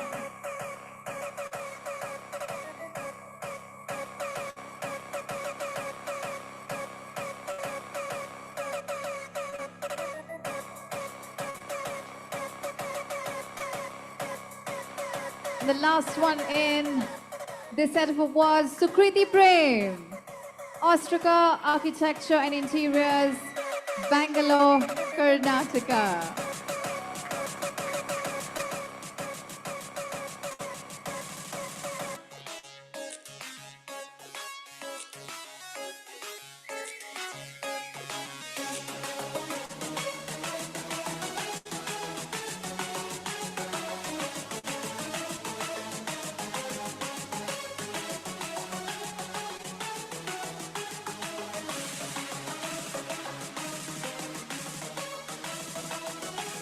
you and congratulations to all the winners. Thank you. And now I would like to invite our next set of guests I would like to call up on stage. Mr. Prashant Reddy, Mr. Ajay Patil, and Ms. Neeta Kemani. Please join us on stage.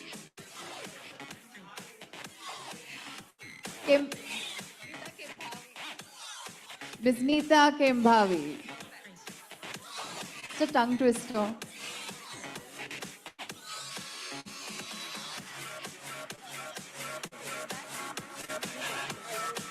Can we also invite Mr. Shantanu?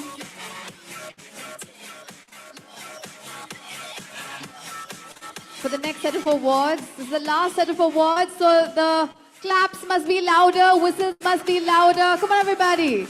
Let's go. This is the last set of awards. So the energy must be max. Okay. Vaibhavi Thakkar Desai, TV Studio Designs and Consultants LLP, Ahmedabad, Gujarat.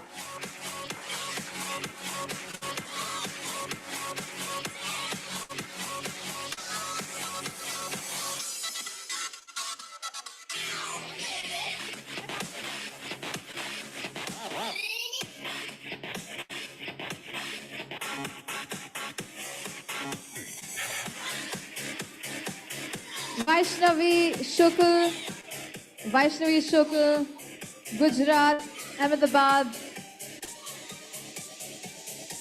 Like I said, we're already in we. We have just a few more to go, so let's get that going. Let's get all the claps going, everybody. Come on, come on. Vani Nayak, Apurva Parikh Architects, Mumbai, Maharashtra. Monster.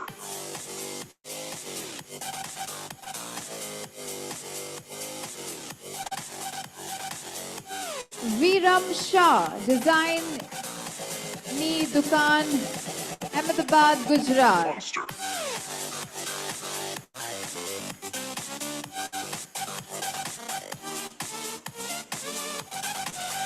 Vinay Mavinkare, Sudaiva Studio, Bangalore, Karnataka.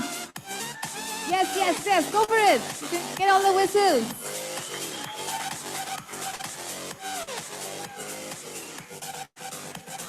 Vinay, you all have a lot of fans. Monster. What have you bribed them with? Okay, the last one. After Vinay, we have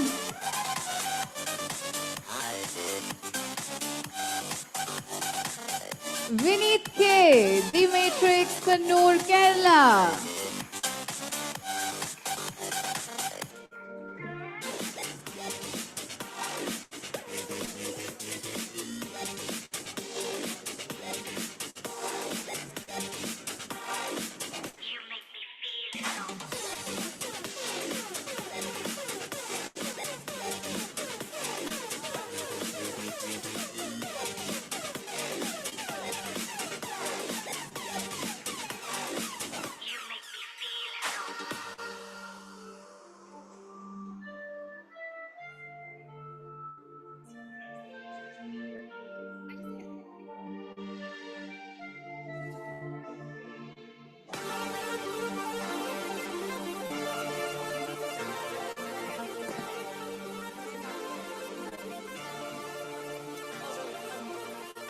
Okay, so, well, ladies and gentlemen, we have one very special winner amongst us.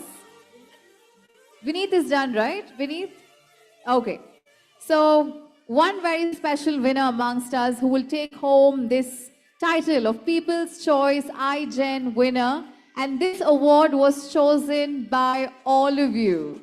So the People's Choice Award is for the iGen winner who received the maximum number of votes from our website and social media visitors. Ladies and gentlemen, let's put our hands together. Are you guys ready? Are you guys ready? Any guesses? It might be one among the 50. Any guesses? Come on, make some guesses, yeah? Come on. It starts with V.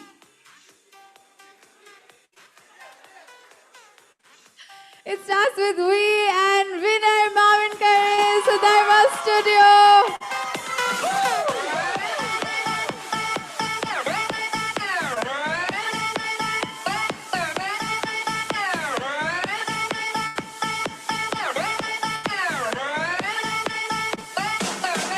Keep those claps going. Clap, clap, clap.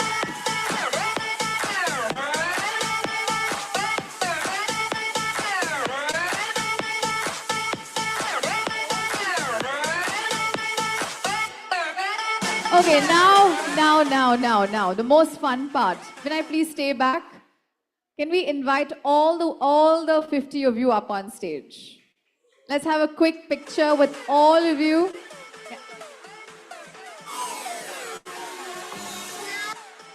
All the 50 of you up on stage. Without... Okay, guys, sit down, stay where you are. Sit down, stay where you are. Okay, stay where you are. What a day it's been, right? Well, just before we go to the group photograph, I would like to invite on stage Mr. Indrajit Saoji, Group Publishing Director, for the vote of thanks. Let's put our hands together, everybody. Come on. He's been with us all day. Thank you so much.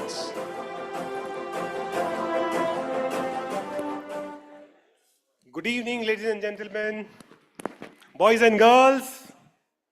Boys and girls was for my iGens. Come on, make some noise.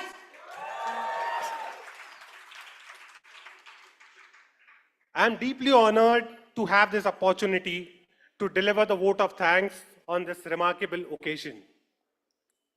Thank you is a sentiment that transcends words. It's felt deep in my heart.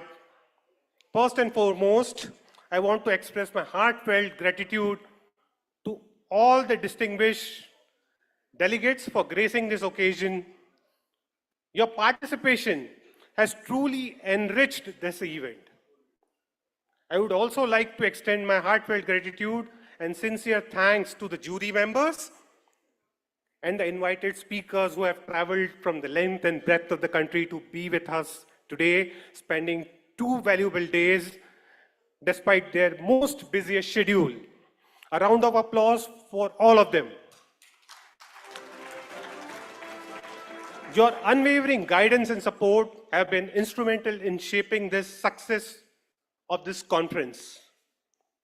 On behalf of the organizing committee, I offer my deepest appreciation to each and everyone for taking time out and sharing their invaluable insights with us.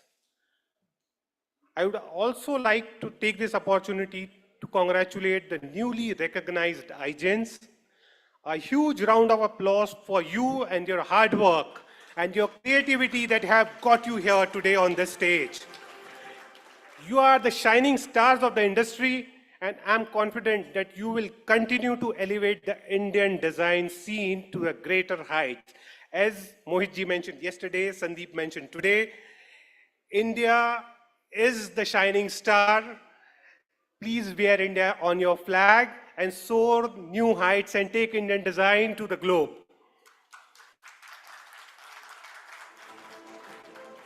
An event of this magnitude does not come together overnight. It involves months of preparations and support of a dedicated, motivated team. I cannot adequately express my gratitude for the dedication and willingness to go above and beyond their call of duty for everyone who was involved with this project. Please join me in giving a huge round of applause to Sumisha Gelotra, Editor Architect and Interiors India, for making this event and planning this event so meticulously. Amrita Mohan Kumar, our marketing head and social media expert, for making this event possible for the global audience. Tarun Ledwani from our sales team for raking in the mullah to make this event possible. Girish Mishra for managing this event online, offline, on ground, off ground. Well done, Girish. You have been an instrumental part of this event. Johnson for setting up this entire evening, working meticulously behind the scene. Johnson, are you here? No, he's a shy guy, always behind the scene. Raj Ramani and our telemarketing team for coordinating this event so well and ensuring that everyone is here. And of course, a massive thank you to our mentor, our leader, our inspiration, and our guide, the man behind, like who always pushes us to the front and ensure in thicks and thins, he is always there to support us, the man himself, Vibhor Srivastav.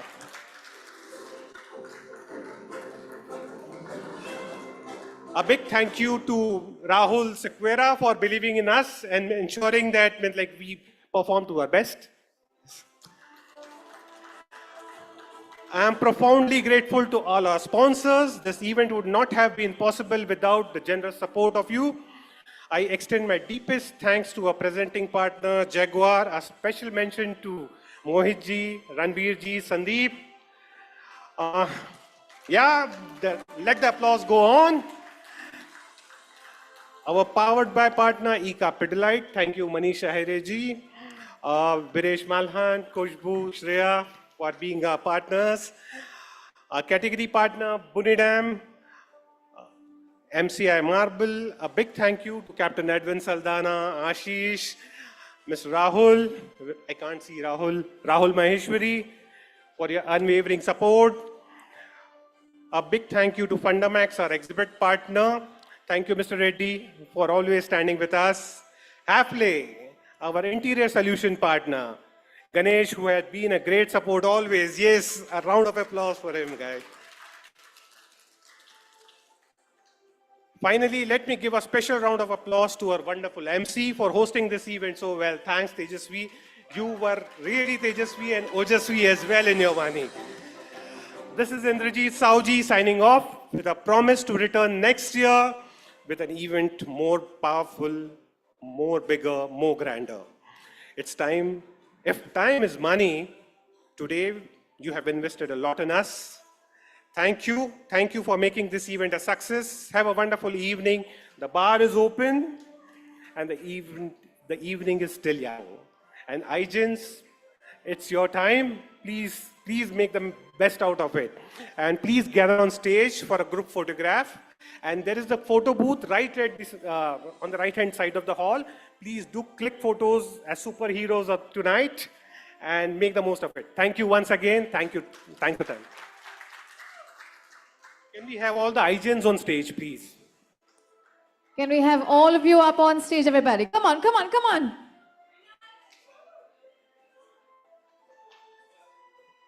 Let's get all of you up on stage.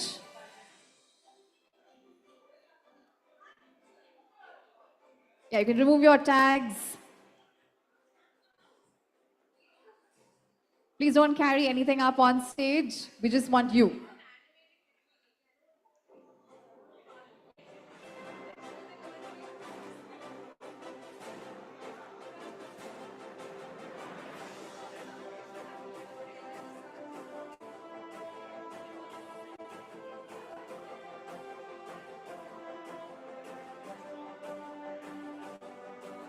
You can use the stairs as well.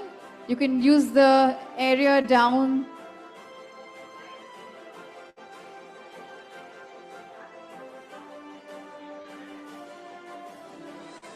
Just make sure all of you are seen.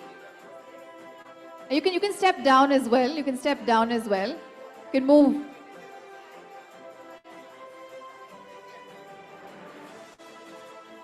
We'll stand, we'll stand. All those standing on the side, we'll stand. Guys, we'll stand. Yeah, you can stand. No, stand down.